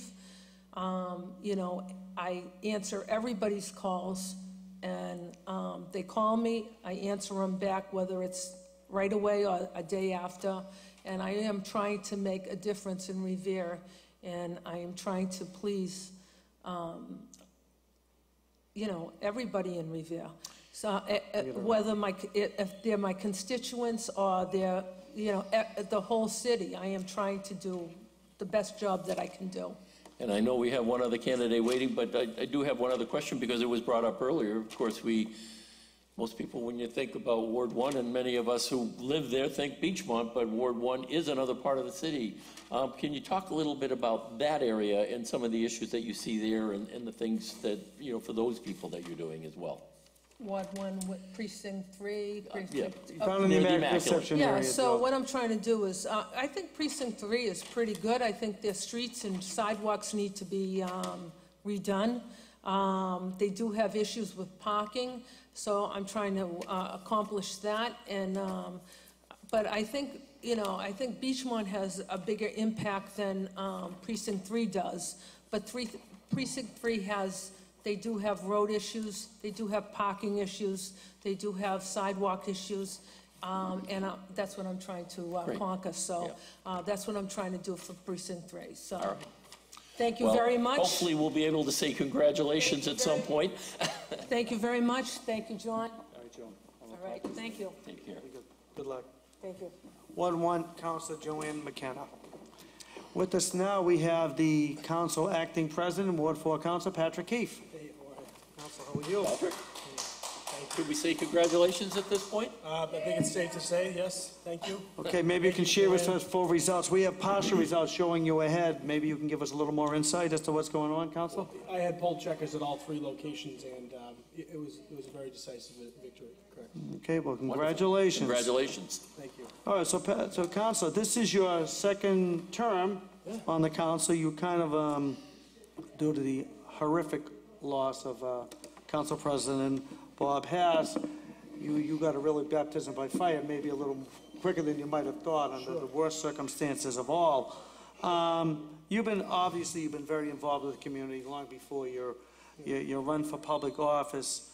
What do you see as to what's going on? You get a lot. Sure. Your Ward 4 has an awful lot of challenges. You get Hill Park, the old Hill Park that If I can bring potholes, up just everything. a few things first, and Sure. thank you for having me on. First off, I always want to thank my opponent, and I want to congratulate all the candidates that worked hard tonight. It's not one night, let's get out of bed and do this. All the candidates, the winners and the losers, all the people that were not successful, worked tremendously hard. So I thank my opponent for keeping me out there because, when you don't, I think when you don't have an opponent, and that hasn't happened to me yet, you can get a little stale. And I was able to go out and continue to hit the ward as much as I normally do, and continue to meet residents and new residents. So I appreciate my opponent's time that he put in and the family that he had out there, and and I thank him for doing a good job and running. You know what? We had a clean campaign, and that's all I really care about because. We look at the city and we look at forget about just the city, look at the country, look at the world, what's happening. Why are we going to battle neighbor against neighbor when there's so many bigger issues out there in the world? Why would we fight with the person that lives 2-3 streets over from me? You know, and it's interesting you say that, and one of and it has been a very well run campaign, if you will, all around, I think. And it was very encouraging to see that every ward had a challenger. That's a fantastic thing, like you said, because it keeps you fresh, it makes you work for it, it brings up new ideas, and it brings new people to the fore as well. So it was really encouraging to see the number of people who came out. Secondly, to your point about, we're all in this together.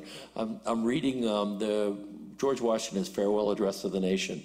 And one of the things that he spoke to about was unity and how not being unified is going to bring us down faster than anything else. And it's incredible. I agree 100%. And so that's just, I've always been that way. My friends telling me this, you get along with everybody. You can go and you can have a good conversation with just about anybody. And I'd much rather be able to walk away from any conversation, whether it's work, whether it's city council business, whether it's just life or coaching or whatever it may be. And walk away with someone that we both have a mutual respect for each other rather than putting my head down and talking behind someone's back. So that's just the way I've always been, and that's the way I'd like to continue to be. And I like seeing that in the city politics and city government, but because it's just, I say no matter how far can you be from one end of the ward to the other, you can't be. And I'm going to drive by my opponent over the next few years 1,000 times even more that I'll actually know who he is. So I congratulate him for Council, one of the things as part of your administration, you believe in quarterly community meetings. Correct. We'll be doing tell the us next one in about December. that. Yeah, well, The good, bad, and the ugly with that. You get baptism by fire. You're inviting. I mean, for the most part, more seldomly you'll get compliments, but more often you're going to get, what's wrong, what needs to be fixed. And I noticed it, and I said this, a few years back when I was not a city councilor, I noticed that there was definitely room for opportunity to be engaging with your residents and soliciting feedback and asking what they want, outside of just going door to door. Because sometimes, in all seriousness, people don't want to be bothered. They don't want you to come to the house, and they don't want you knocking on their door because they think you're trying to sell them some energy scheme. So it's nice to invite them out for a cup of coffee on a regular basis, routinely, and ask them for their feedback so that you can go back and take it to the council or take it to the mayor's office or take it to the DPW or whatever it may be and help resolve certain issues. And tonight's results are a really big show of that. It was a very good victory. It was very decisive in the sense that I engaged with so many people over the course of the last 2 years, and I engaged with so many more, and I'll continue to, by getting their feedback and getting their trust. And the hardest part sometimes is when they give you a question or they give you something that they want done, and you have to give them the response that this is the way it is, and not necessarily in a negative way, but no, we're not going to do a certain thing because it just doesn't make sense, even though you may want it. So having to break it to them that way, I think that they residents gain a certain amount of respect, and they said, well, at least I got the answer. And that's something I promised. My responsiveness is huge. Some people, they're dumbfounded how quickly I respond to them, whether it's via email or voicemail or phone call or text or sometimes going to the house. And that's what I think is really important. That's the main part of my role. When we talk about the bigger picture in the city, we have 11 councilors and a mayor's office and different parts of city government and city services. I'm a ward councilor. Obviously, my biggest focus is the light that's out on Suffolk Ave. The light that's out, there was Haskell, and I went there and I was door knocking just 2 weeks ago. And one of the residents said, the light's been out at Haskell for 3 months. And I said, well, thank you for telling me. You should, and this is a resident that I actually talk to often. She's like, I really don't want to bother you with it. I won't bother me with it. Took a picture of the pole number. I wrote it down. I called up our contacts at National Grid. This was right before that windstorm. And our National Grid contact said, Pat, we had a lot of outages over the last week. We're going to get to it in the next 10 days. I assure you that. She saw me tonight when she went to the polls, and she said, by the way, they fixed that light. I said, I know they did because he emailed me last night and told me that it was confirmed that it was fixed. Those are the things that we like to be able to do. And that was part of the conversation we had with Ward 1 Councilor McKenna about being a ward councilor, how, you basically the boots on the ground. Oh, yeah. It's incredible. One other thing I wanted to point out, and John brought it up about, sadly, the passing of Bob Hass. You are now the interim, I guess, president of the council, and I just wanted to personally, as a resident of the city, saying how great a job I think you're doing in that position. I watched a number of meetings, and you're filling his shoes nicely. Well, there's sometimes during an election year, it's not something you actually want to do because you're under the hot seat so much. The terrible loss of Mr. Hass and Councilor Hass, a friend of ours. It was tough, but I felt like, as a vice president, I filled that void and that role to my responsibility. Was I perfect? Absolutely not. I definitely learned on the fly. But I think I filled it really well, and honestly, and I hope to continue to do that for a little while, and then maybe give someone else a chance. But I think that I stepped up and did my duty as the vice president of the city council under that situation. Well, Patrick, you wouldn't have taken the position of vice president if you didn't take it serious. Obviously, when you become vice president, yes, in the back of your mind, you may have to run a meeting when obviously no one expected this. I think he'd go on vacation and yeah, I exactly. meeting. Well, that was my hopes. The best honor that you could do for Bob Hass is to do the best job you can, and you did a good job. Well, congratulations on your re-election. Look forward to working with you the next 2 years. And I want to, real briefly, and I'm going to let you go because I'm going to go celebrate with my family. I want to thank my supporters, my family, Jen, and my kids. Who I ran home after the polls. I looked at my daughter and I said, we won. And she goes, yeah, so what, I know. And I said, well, geez, no hog, nothing. And my son's a little bit more jovial than that, but my daughter's, she's an awesome kid, and she's very smart, and I think she had a lot of confidence in me. So I want to thank my family. How about your wife? My wife was totally excited. I mean, okay. She works, no, and I said, Jen, thank you so much. I love you, and Mom, Dad, and the whole family, and all my friends and extended friends and family. Thank you so much. I love you all, and have a great night, Revere. Thank you so much. You Ward made me 4 very Councilor proud. Patrick Keefe. Thank you so much. Congratulations. Thank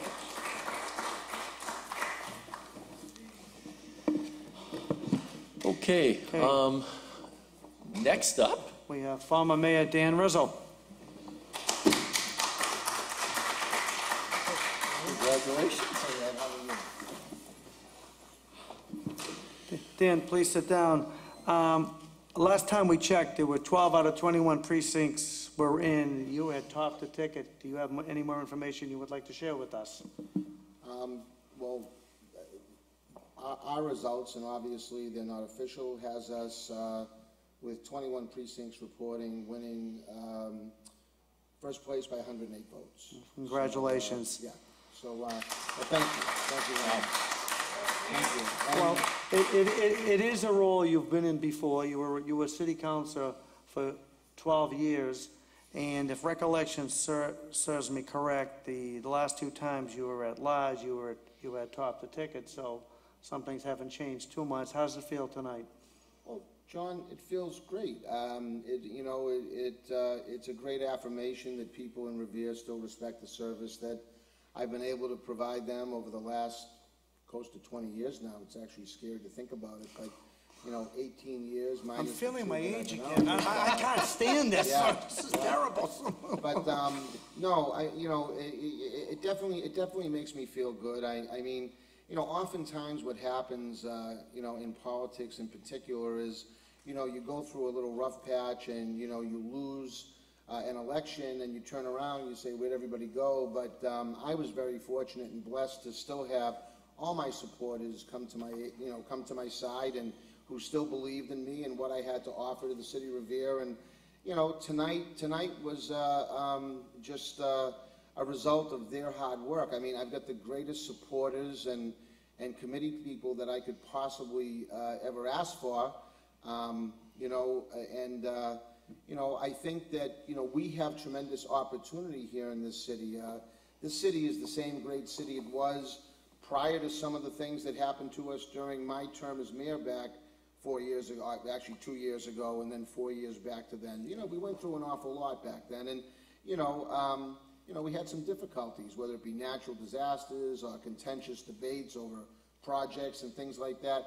But this city nonetheless still has tremendous opportunity, and I'm glad that I can be one of 11 councilors, be part of that. And I think, as I say that, I do want to congratulate all the candidates tonight. Everybody, win or lose, to put your name on the ballot is a big deal. You're putting your name out there before the voter, and you're essentially putting it in their hands. It takes a lot of courage and fortitude to do that. And so, the people who won, I think, obviously want to congratulate them, but also I want to congratulate the committees and the families of the candidates who weren't successful tonight. And I was just talking to one a little while ago before I came up here, and I said, I've seen a lot of great candidates run for office, and then if they're not successful, they never run again because they just feel as though it's not maybe, I don't have a chance or whatever the case is. But not a lot of people win the first time you run. And so, and in particular, I think in the city of Revere, I think they respect perseverance and hard work and getting your message out there. And so I just want to, again, congratulate all the candidates who were successful tonight and all the candidates who were not. I want to congratulate them for putting their name out there and be willing to serve our residents. Well, Dan, you said it very eloquently. My recollection, a very successful candidate, including yourself, you don't always win your first time out. Even George Colella, Bill Reinstein, Bob Hess, some of the giants in Revere politics, they had unsuccessful candidacies themselves at a certain point. And walking down those streets the first time, it's pretty lonely sometimes, and it's not easy. And you mentioned family. It's a tremendous, every candidate that's come up here has mentioned their family, the sacrifice, win or lose, what it takes out of them. It's a major commitment. Well, you're 100% right. And again, it's great when you win, your family's happy. I know my wife Jane, who's been with me since I first ran back in 1999. We've certainly have had our share of successes, but of course it doesn't feel so good when you're unsuccessful. But nonetheless, she stayed the course, and we've come back to where we are tonight. But I also have my brother who's here with me, my business partner for the last 31 years, my mother and father who have taken the ups and downs, my sister, my son Ryan who's here right now out holding the sign all day with us. And again, like I say, some of the best possible supporters that I could possibly ever ask for. Not just supporters, friends. And I'm blessed. What else can I say? I'm very blessed to have people willing to stand out there in the cold and try to just get our message out that we're still here and we still want to serve the city in the best way we can. Well, congratulations. Thank you very much. Good. Looking forward to seeing you for the next few years. Former Mayor, City Council at Large-elect Dan Rizzo.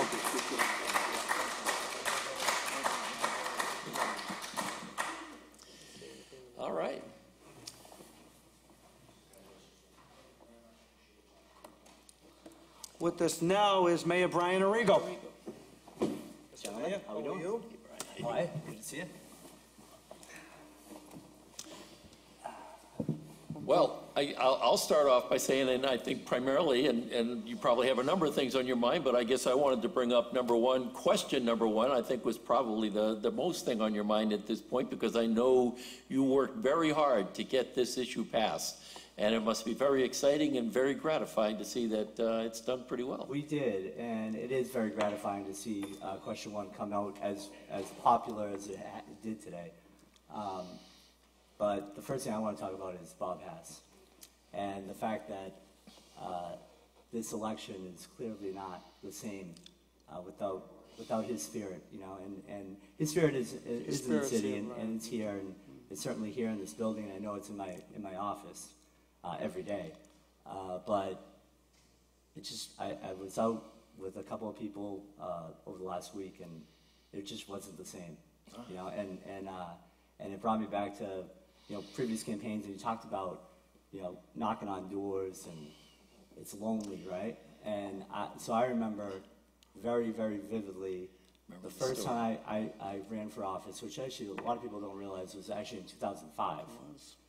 And the guy that I had on my side was my dad. So to have the ability to knock doors, not only with my dad, but then with Bob Hass, was really something special. And today is a little somber. It's a little bittersweet today, because Bob would have, I know he's looking down, I know he's watching us, but he would have really, he would have thought this election was something. His name has come up many times. You know, with Bob Hass, there's so many memories we can share with Bob, and the one thing that tells me the type of, obviously no one I'm personally told, but the one thing that one memory always sticks out is when he came up short in 1999 when Tommy Ambasino beat him. And I had to go into the mayor's office for something a couple of weeks later, and everybody's face was on the ground, Right. except for Bob. Right. He was fine. He says, I'm telling everybody, get over it. It's okay. It's one election. And he showed so much class. It was a good transition. He kept his head up high, and he made a very strong comeback, and was as strong as politically as he ever was when God took him a few months ago. And it says a lot for Bob. And yes, it is a little strange that we're looking up and we're talking about Bob, but he is here. He's absolutely. He's here with us. He's absolutely. Now, for you, this obviously it's a little different than 2 years ago. Maybe not quite as nerve-wracking. Although knowing you with that question that was on the ballot, I'm sure it was a long day for you today. It was a long day. Every day's a long day. But one, This one a little more than usual, yeah, Mr. Mayor. One thing I have to say, and you're actually in this story a little bit. I was going through some old photos, and we're thinking about some things to do in our recreation department. And there used to be this softball game that happened every year. I know you know about it. I because certainly do. You were in it. But I found this picture. This picture had yourself, had my dad, Peter Martino, Tom Caparelli, Al Fiore, Paul Cacciola, and Arthur Guinasso was in that picture. There's a 12-year-old kid in there, too. Yeah, well, no. So this is a picture that was taken a little bit later in the day, right? Okay. And in the middle is Bob Hass. Now, Bob Hass during that game actually ruptured his Achilles, rounding second. But it was a good hit. Trying to stretch a It was a double good into hit, triple. Mr. Mayor. He is, and to your point about his spirit, he is in the middle of that picture, and he has the biggest smile of everyone in that picture. He has the biggest smile, and you can see, just at the bottom of the picture, you can see the white 5-gallon bucket that his foot was in. In ice, yep. In ice. It was. And that picture, and it was just pretty recently. It was around Halloween when I found that picture and saw it.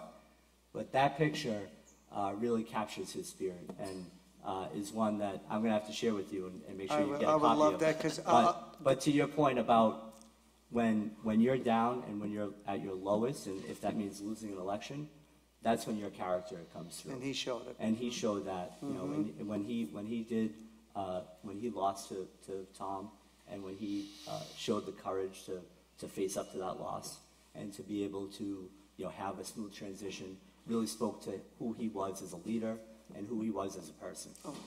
And Bob is someone that is sorely missed nowadays. With all that said, I know you guys probably have a couple of other people that you want to interview. Question one was certainly a big success tonight. Did it come out, what we're showing is about a 3-to-1. Did that hold? Right, and that's what our numbers showed, and it is a success. I think one thing that we take away from tonight is the fact that people are generally happy about the direction of the city.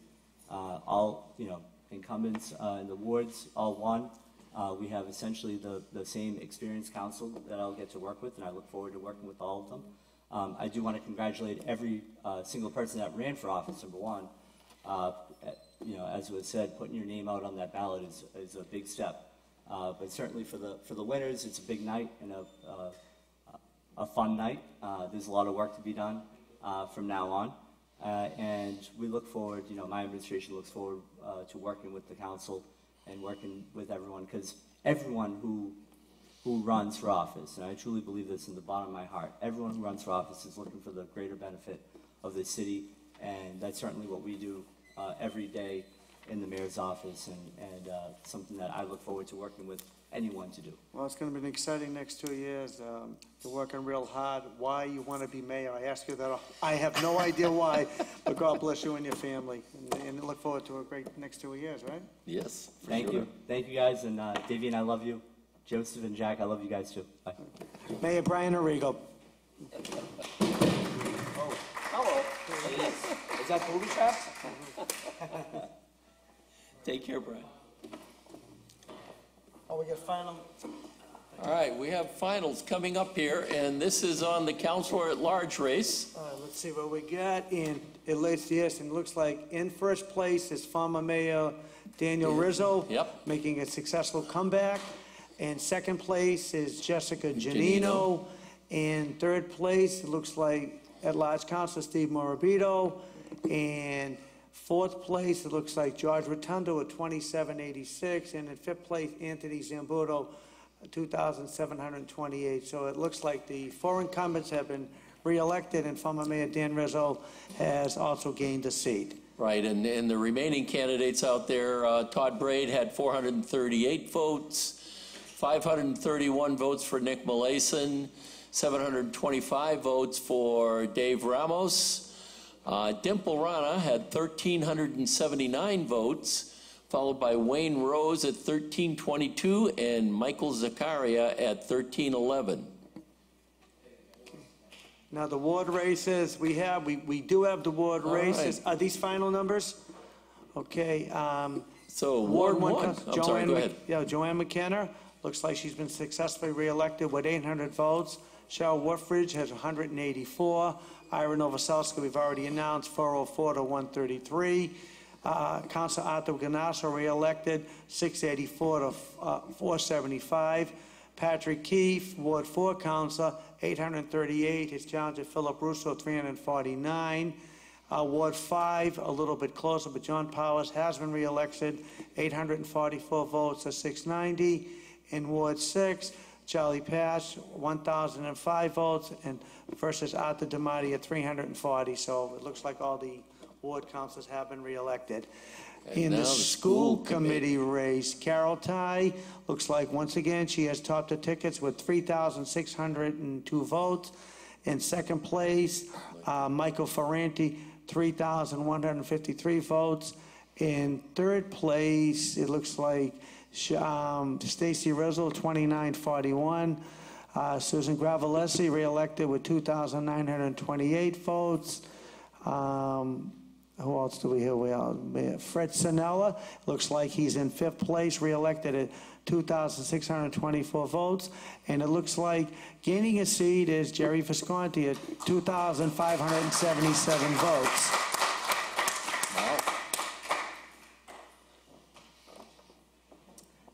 George Rotundo. We have another candidate here, reelected City Councilor George Rotundo, at large. How are you, gentlemen? How are you today? Congratulations. You all. Well, Councilor, back in the winner's circle again. Congratulations. A little different year for me. Why don't you give us your thoughts? Well, on the election, in total? Whatever you want. I better be careful, but go ahead. I'll go. Yeah, that's kind of like a loaded question with me. I'll trust you. That's no, to be quite honest with you, I want to, say hello to my children, Gabriella and Amanda, and their friends who always tease them and say the councilor's daughter, which I think is kind of funny. But that said, this was an interesting year. We had question one, which I'm glad passed, and frankly is going to help out a lot of seniors. This is something that I look forward to because right now people are really struggling. As far as the city, it's in a dynamic phase. We have the possibility of Amazon coming to the city of Revere, which, from what I'm told, we're one of 3 top favorites, which is really something that will change the city. The one thing that I like that Mayor Arrigo had stated was he's not going to put all our eggs in one basket. And if for some reason we don't get Amazon, that only leads me to believe that we have to further explore something other than housing and Amazon for Suffolk Downs. So for me, this election, I think, is a testament to checks and balances within the city. I'm the one that always, and I'm sure, as Mr. DeVoe is having a nice little smile on my behalf, is the one that really challenges people. And I think that's my job, and I think George Colella kind of mentored me towards that. And Exactly what I was going to say, because I listened to some of the interviews, and you brought up George Colella, and every time I watch you, I think of George Colella. well, he did have a little bit of a moniker, and I take that a little bit as a badge. But that's what government is. Government is checks and balances. It's both the executive branch and the legislative branch, and that's my job. My job is to challenge the mayor. And, like they say, the more pressure you put on somebody, the better they become. And that's sort of like how you get diamonds, right? Mm-hmm. So the more pressure that we put in this seat, the more pressure that we put to make this city better, I honestly believe it's going to be the diamond of the North Shore. That's the most important thing for me to do. I've got 2 children here. The success of our city and our schools are paramount. Everything else is secondary. Well, George, I looked over a lot of your campaign, and you certainly want to be known as a watchdog. You're very concerned about overdeveloping, particularly in the residential. You're concerned about that. You flat out say no sanctuary cities. You want changes in zoning. Obviously, I believe you did support the NECO. Oh, 100%. 100%. And we need that type of zoning at Suffolk Downs to encourage that type of development. You absolutely want monitoring of residential. So it sounds to me like you have your platform. You've already. The one thing that you're missing, which I always get choked up about, is we have an epidemic here in the city of Revere, the opiate epidemic. Mm-hmm. And it's not only in Revere, it's in the state. National. And, recently I dealt with somebody dying at work because of an overdose. And what I can tell you is it affects every single person, every walk of life. That is one of the major challenges that this city has to do better on. Mm-hmm. And I'm going to be focused on that. I also want the city to join in a class action lawsuit against Big Pharma because I believe that they're culpable for what happened to our children and our families. And someone needs to be held responsible. And for me, that's my goal. You seem very passionate about that. There's no question about that. Well, Councilor, congratulations. You've been on the council for a long time, between Ward 4 council, at-large council, you ran for mayor. You made a very successful comeback 2 years ago. You've been successful again. And it's council a little bit different, but it's going to be interesting to watch, and keep working hard for us. Yep. And I have to say, having watched a number of the interviews in some of your candidate, your campaign, that's the word I was looking for, and watching you all the time up here on the city council on the bench, one thing that came through in all those interviews, and this is meant to be a sincere compliment, in that you've got a nice soft side to you. You are a human. I'm a nurse. There is a very compassionate side to George Rotundo that people do not see? For all the brashness and the directness, I would give my life for anybody. Yeah, that came through loud and clear. Congratulations. Congratulations.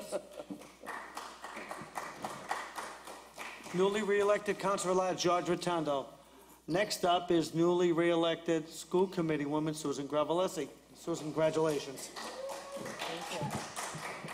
Susan, how are you? Congratulations. I'll take it. So have a seat. Well, Susan, this is, you've been successful. This is your third term coming up? This is my third term, yes. Congratulations. How does it feel? Tell us what your goals are. I mean, first I wanted to thank the voters for putting their faith in me. I want to thank my family for all their hard work.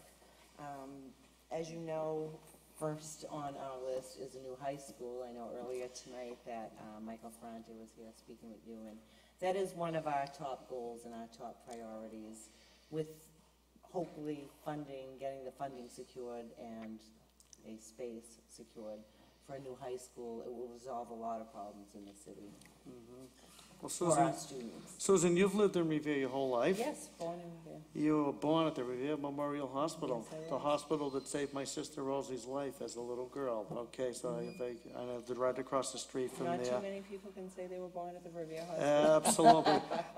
But you were, and you talked about during your campaign about commitment, good judgment. Obviously, in your work as a personal trainer, you're meeting all kinds of different people.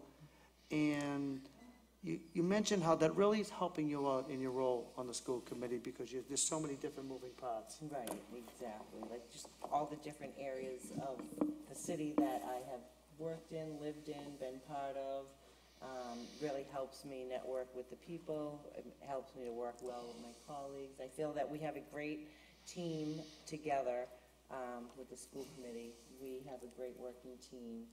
And, you know, we have a new member on, and we're happy to have him with us as well. So all those moving parts together just, like, is what helps us move forward with the school department. Yeah. And our main goal is, you know, just making it successful for the children, giving them the education they need to move into the 21st century. Yeah. Congratulations. And, you know, I three terms. I was trying to remember whether it was 2 or 3. I remember your first campaign. I think your son was your campaign manager, Joe, at the time. Moved on to other things at this point. He has. You talked about the high school. You also mentioned about, and we were talking about some of the budgeting issues, you know, Yes. with state funding and so forth. State funding Yep. was a big challenge for the past 2 years, actually, where the state had changed their calculations on low income to economically disadvantaged, which kind of cut out quite a bit of our students, which put a big chunk out of our budget. With the help of our superintendent advocating for us and lobbying at the State House and lobbying to the speaker, we were able to get some of that funding back, but the calculations still have not been correct yet. We're still working on correcting them. But what came through loud and clear and in the face of that adversity is how, as you mentioned, as a team, Right. working with the school administration and so on, you've been able to pretty much make do. Yeah. We do work very well as a team, I have to say. You're gonna have your challenges. I mean, We do. the We master agree to plan, all we disagree, need to and do we is work find very $300 well. million That's someplace, it. and that's all. We're looking That's it. good, but. You know, hopefully, you know, I know earlier Mr. Ferrante had told you about, you know, we'll submit the statement of interest to the Massachusetts School Building Authority. And with that, they do fund quite a % of it once they approve the project. That's just it. We're waiting for the project to be approved. So they will submit that statement of interest again the end of this year, and we should know soon if we're approved for the funding. Well, Susan, it's a great night for the Gravellese family. It's a great honor to be here. Congratulations, another 2 years, a lot of challenges ahead. and Yes. We know you'll be up to it. Susan. Thank you. Thank you so Congratulations. much. Congratulations,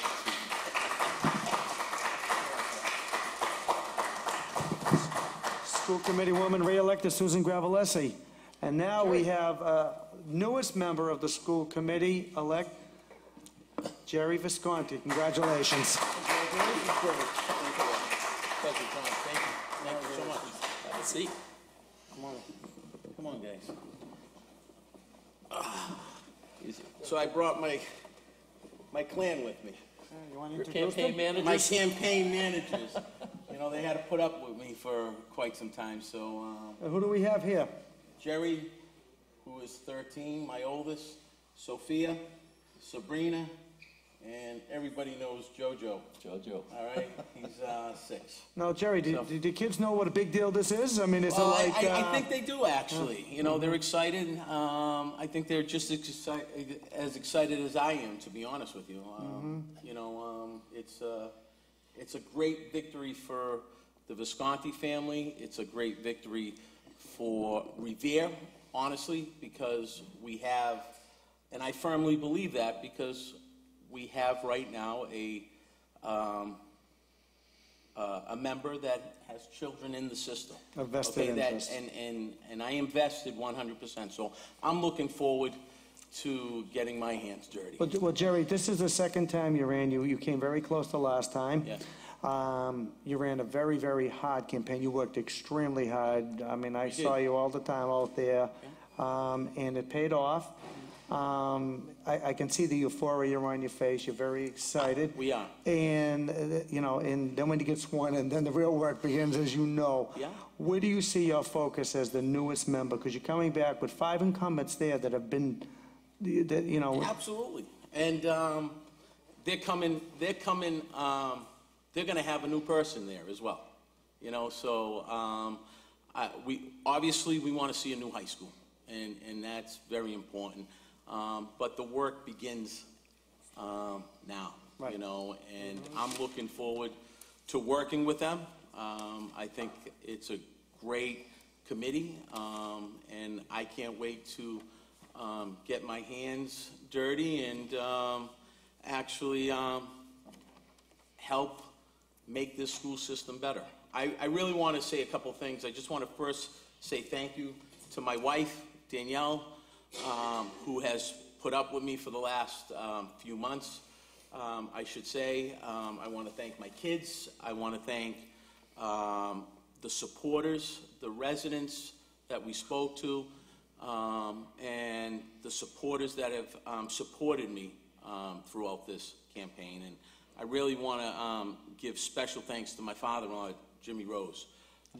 He was out there every morning with me for the last 4 weeks, you know, out there every single morning, and I'm grateful. And my wife Danielle just walked in the room. I want to give thanks to her as well. Jerry, this is your second campaign. It's successful, but right, you talked about it's a film. When you decided to run, and I'm sure the other candidates was the same thing. It's not just you. No. You're committing a whole slew of people. There's a lot that goes into this race. Your immediate Yes. family takes the brunt of it. It really does. And there's no guarantees, as you know. No, this was close. Yeah, it was close, but a win is a win is a win. A win is a win, absolutely. But congratulations. New blood on the, you know, Dan McGuire decided not to run for re-election. It opened up a seat. You jumped on it. You're successful. There's a lot of problems ahead. Just find us that $300 million or so, and we'll be looking real good over here. So congratulations Thank very you so much. much. I appreciate it. Thanks for having me. Best All for right? your family. Thank you. Thank you. Congratulations, guys. Newly elected school committee man, Jerry Visconti. Okay, and now we have newly re-elected Councilor Jessica Giannino. Hi, guys. Hi, Jess. Congratulations. Thank you so much. How are you? Thank you so much. Whew. All right, Jessica, you've done it again. Finished very, very strong. You're re-elected. Tell us what's going on in your mind right now. I'm so overjoyed. This has been a very crazy 2 years, and it's hard to believe that this is my 4th election. Time flies by. It's amazing. It is amazing. I know I have down, you've been on since 2011. Were you a teenager back then? Were you? All right, isn't that scary? But it's amazing how already 6 years have gone by. You've been council president.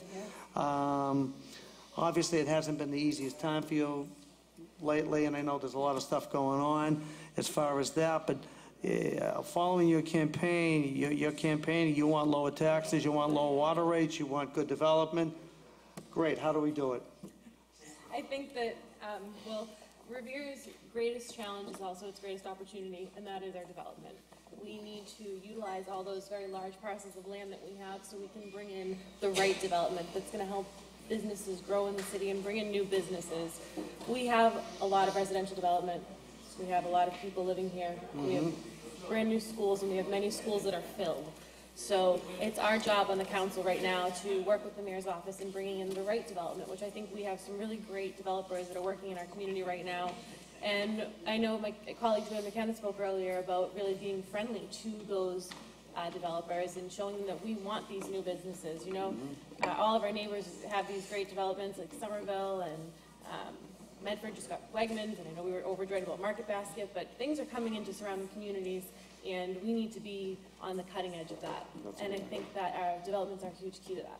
Well, Jess, I look at you, you're still very young, you've got a lot of experience already, and really, for the younger people, because people like me, we're not going to be around forever, and we need younger people to get involved. Obviously, you have that incredible long family history. Your family has been very well known and very highly thought of.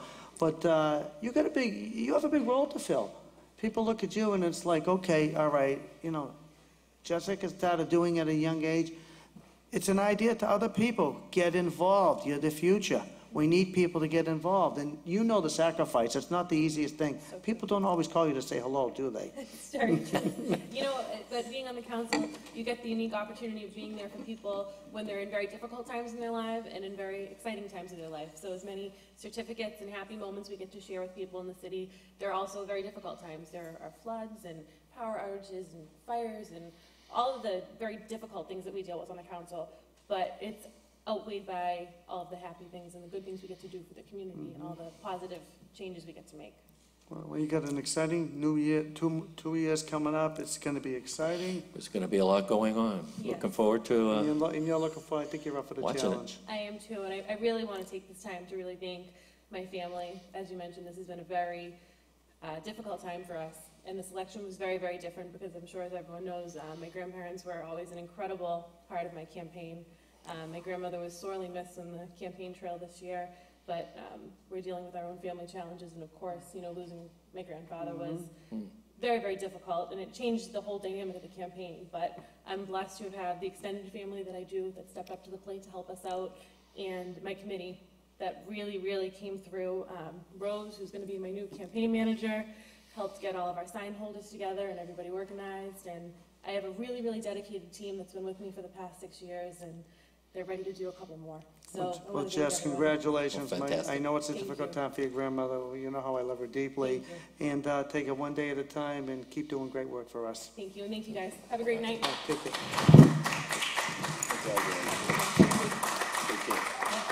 Re-elected Councilor at Large, Jessica Giannino. Next up, And we now have re-elected Councilor at Large, Anthony Zambuto.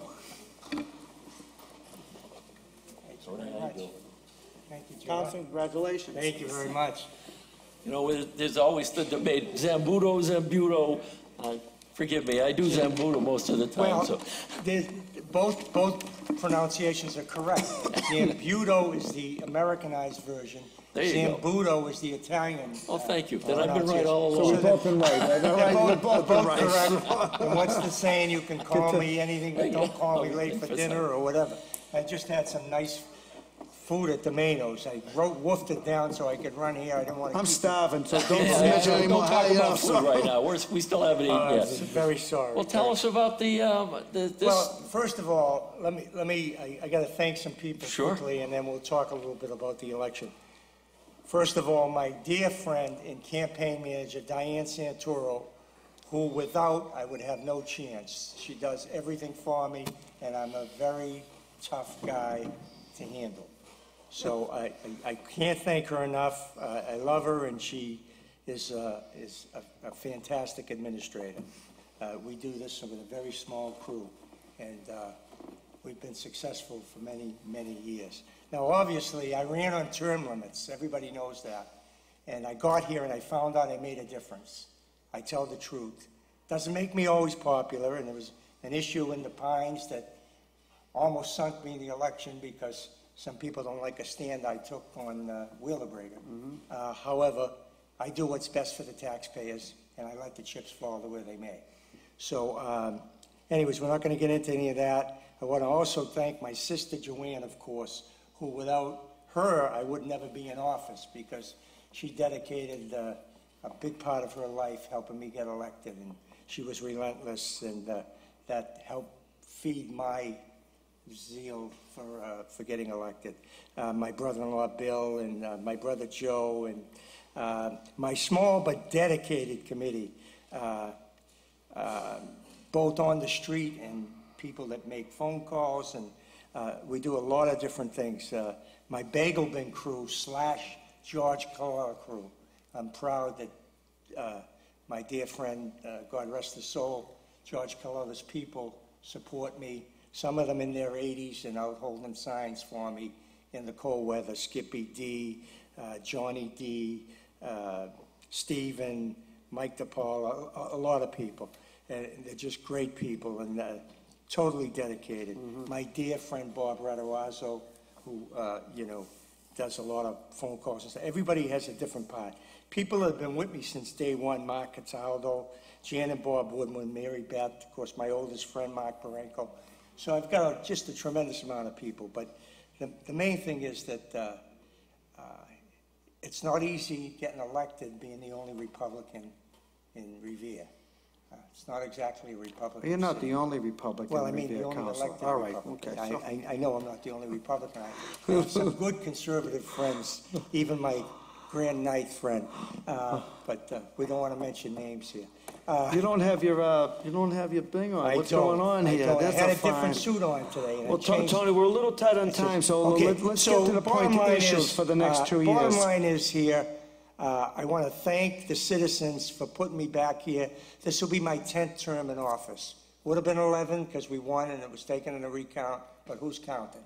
The bottom line is I ran on term limits and I'm going to be serving 20 years at the end of this. So what does that say about term limits? That the term limits are determined by the people. The people have put me back here 10 consecutive elections. I'm eternally grateful. I'll always look out for the taxpayers, and especially the seniors. The seniors are the people that put me back here. Well, Tony, what I see you as a survivor. I've seen you as a person. You're not afraid to stay your mind, but on the other hand, you're willing to work with people. You mentioned one of the giants of the city, Revere, George Carlella. Yes. There was a time that you and George weren't exactly buddies, and when George left us some years ago, you referred to him as almost like a father figure. He was. And here George it is. George Carlella taught me so much about being a city councilor, because the one thing you had to do with George Carlella, if you were ever going to challenge him, was to do your homework. So he made me a good city councilor because I had to do my homework to go up against him. But I knew I was loyal, and we became best friends just before he died, several years before he died. But he was like a father to me in the end. I still miss him today, but he made me a better person and a better city councilor. And I'm eternally grateful. Well, and Tony, I'm eternally grateful to the citizens that put me back once again. I thank you all very much. Well, Tony, congratulations. Congratulations, Tony. You're working hard for the city. Congratulations. Thank you. Councilor at Large, re-elected Anthony Zambuto. And now in the audience is another legend of the city of Revere, newly re-elected. She topped the ticket again on the school committee, Carol Ty.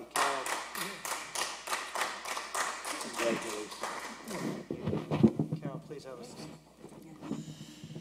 Well, Ed, we missed you at the Beach Bond Improvement Yeah. Committee meeting tonight. He wanted to be there. I've been hanging out with John tonight and a host of other people. We missed you. Well, while you were at the meeting, we were talking about you, actually, and talking about your legacy, to education in this city. I mean, it's been a, hell of a career.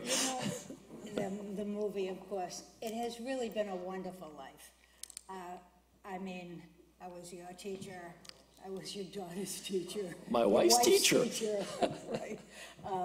And so many other people, and I have had, it's wonderful. For all the times that I gave, I got back so much more tenfold.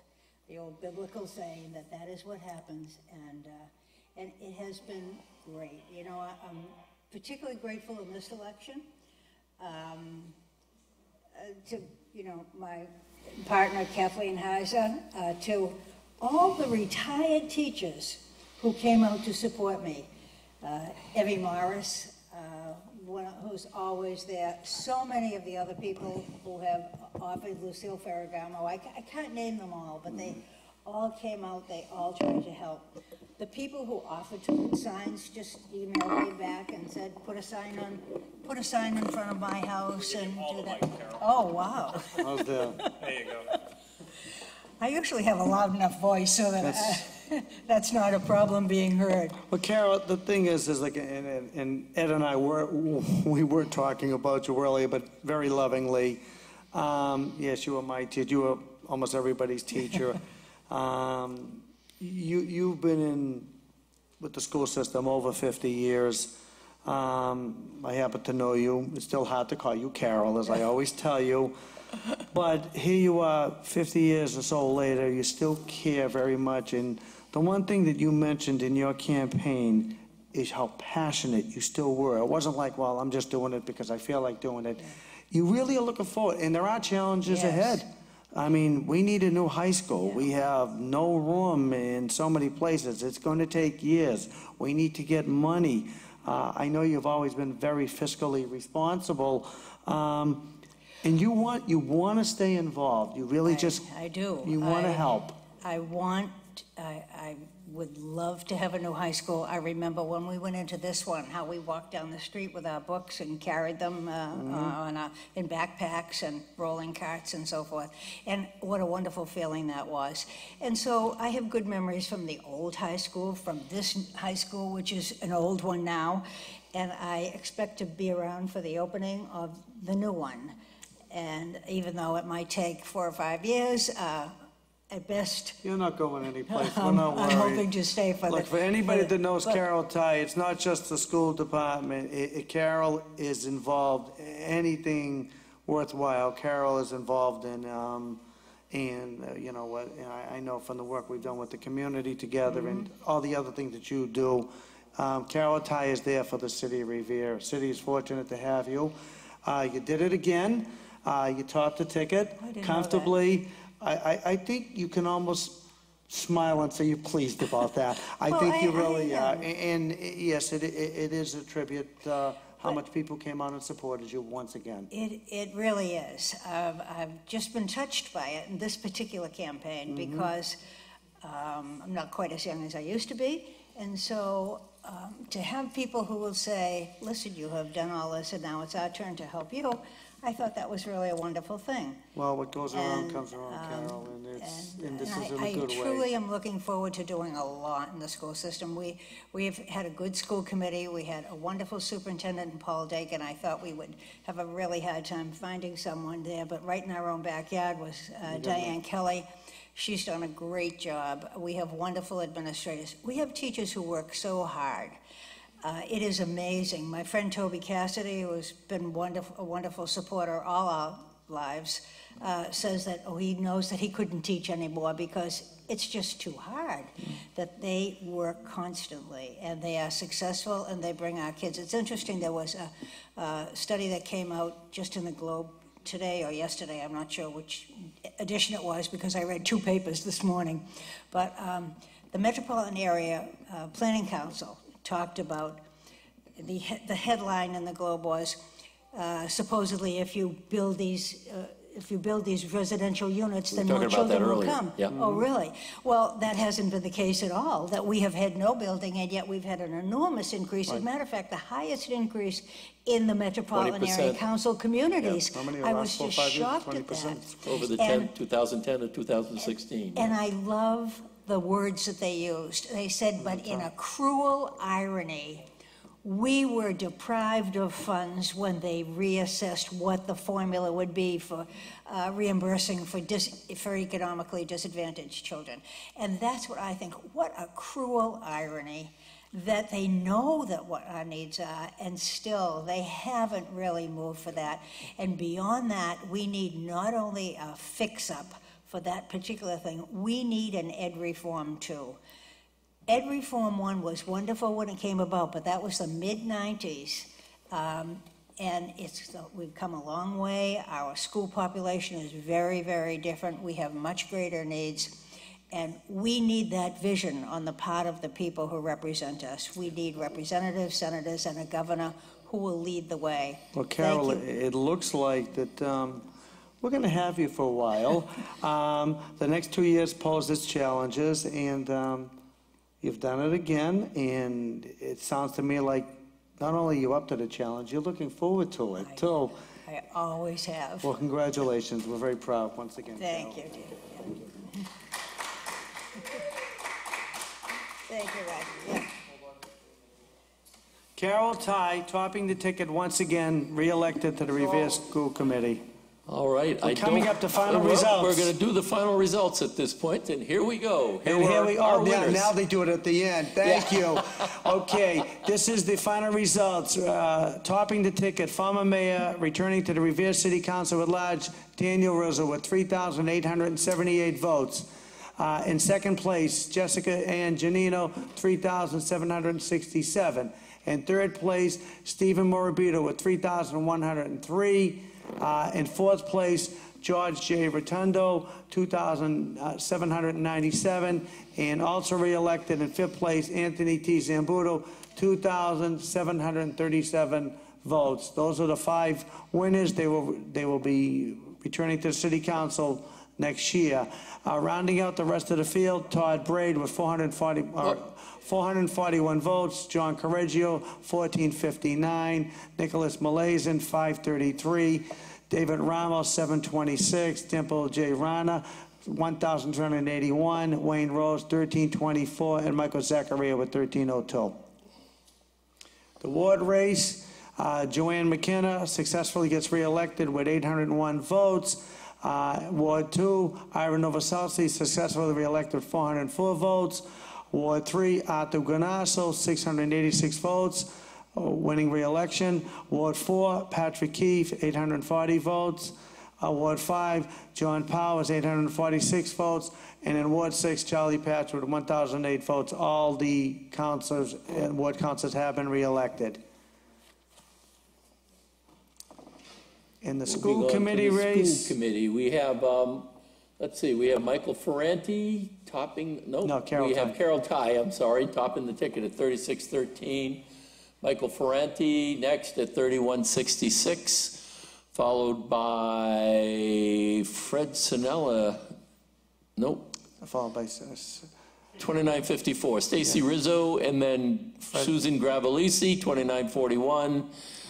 2638, Fred Sinella, and then Jerry Visconti at 2585. So those will be your school committee people for the next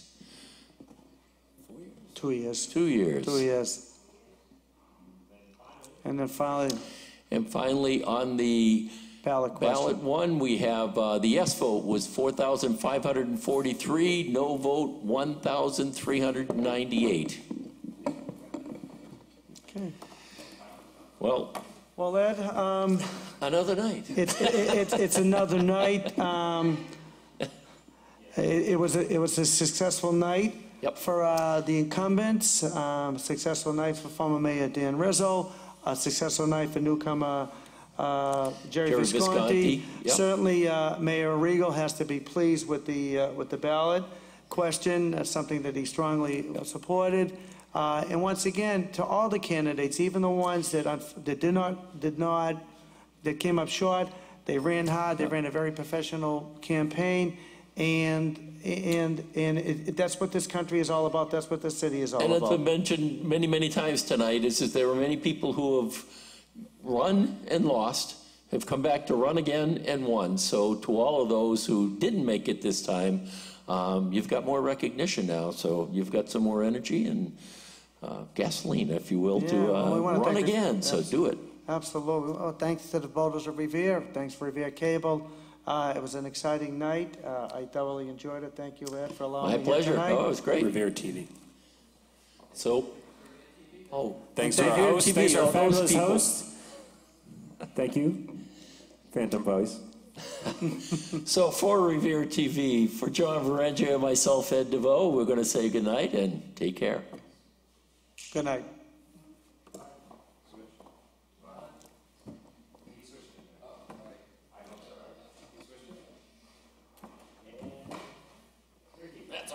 That's a wrap. Good job. Yeah, good job, man. Thank you for remembering John right there. Y'all stalwart in the vote. Take it to the hoops once again. Nothing but that. Thank you. Went by fast. It Did, I looked up at the clock and said, what's It it, was, 9 remember, o'clock? it was And just then I like, said, no, you know, it's the hardest part is just getting started. Once you get going.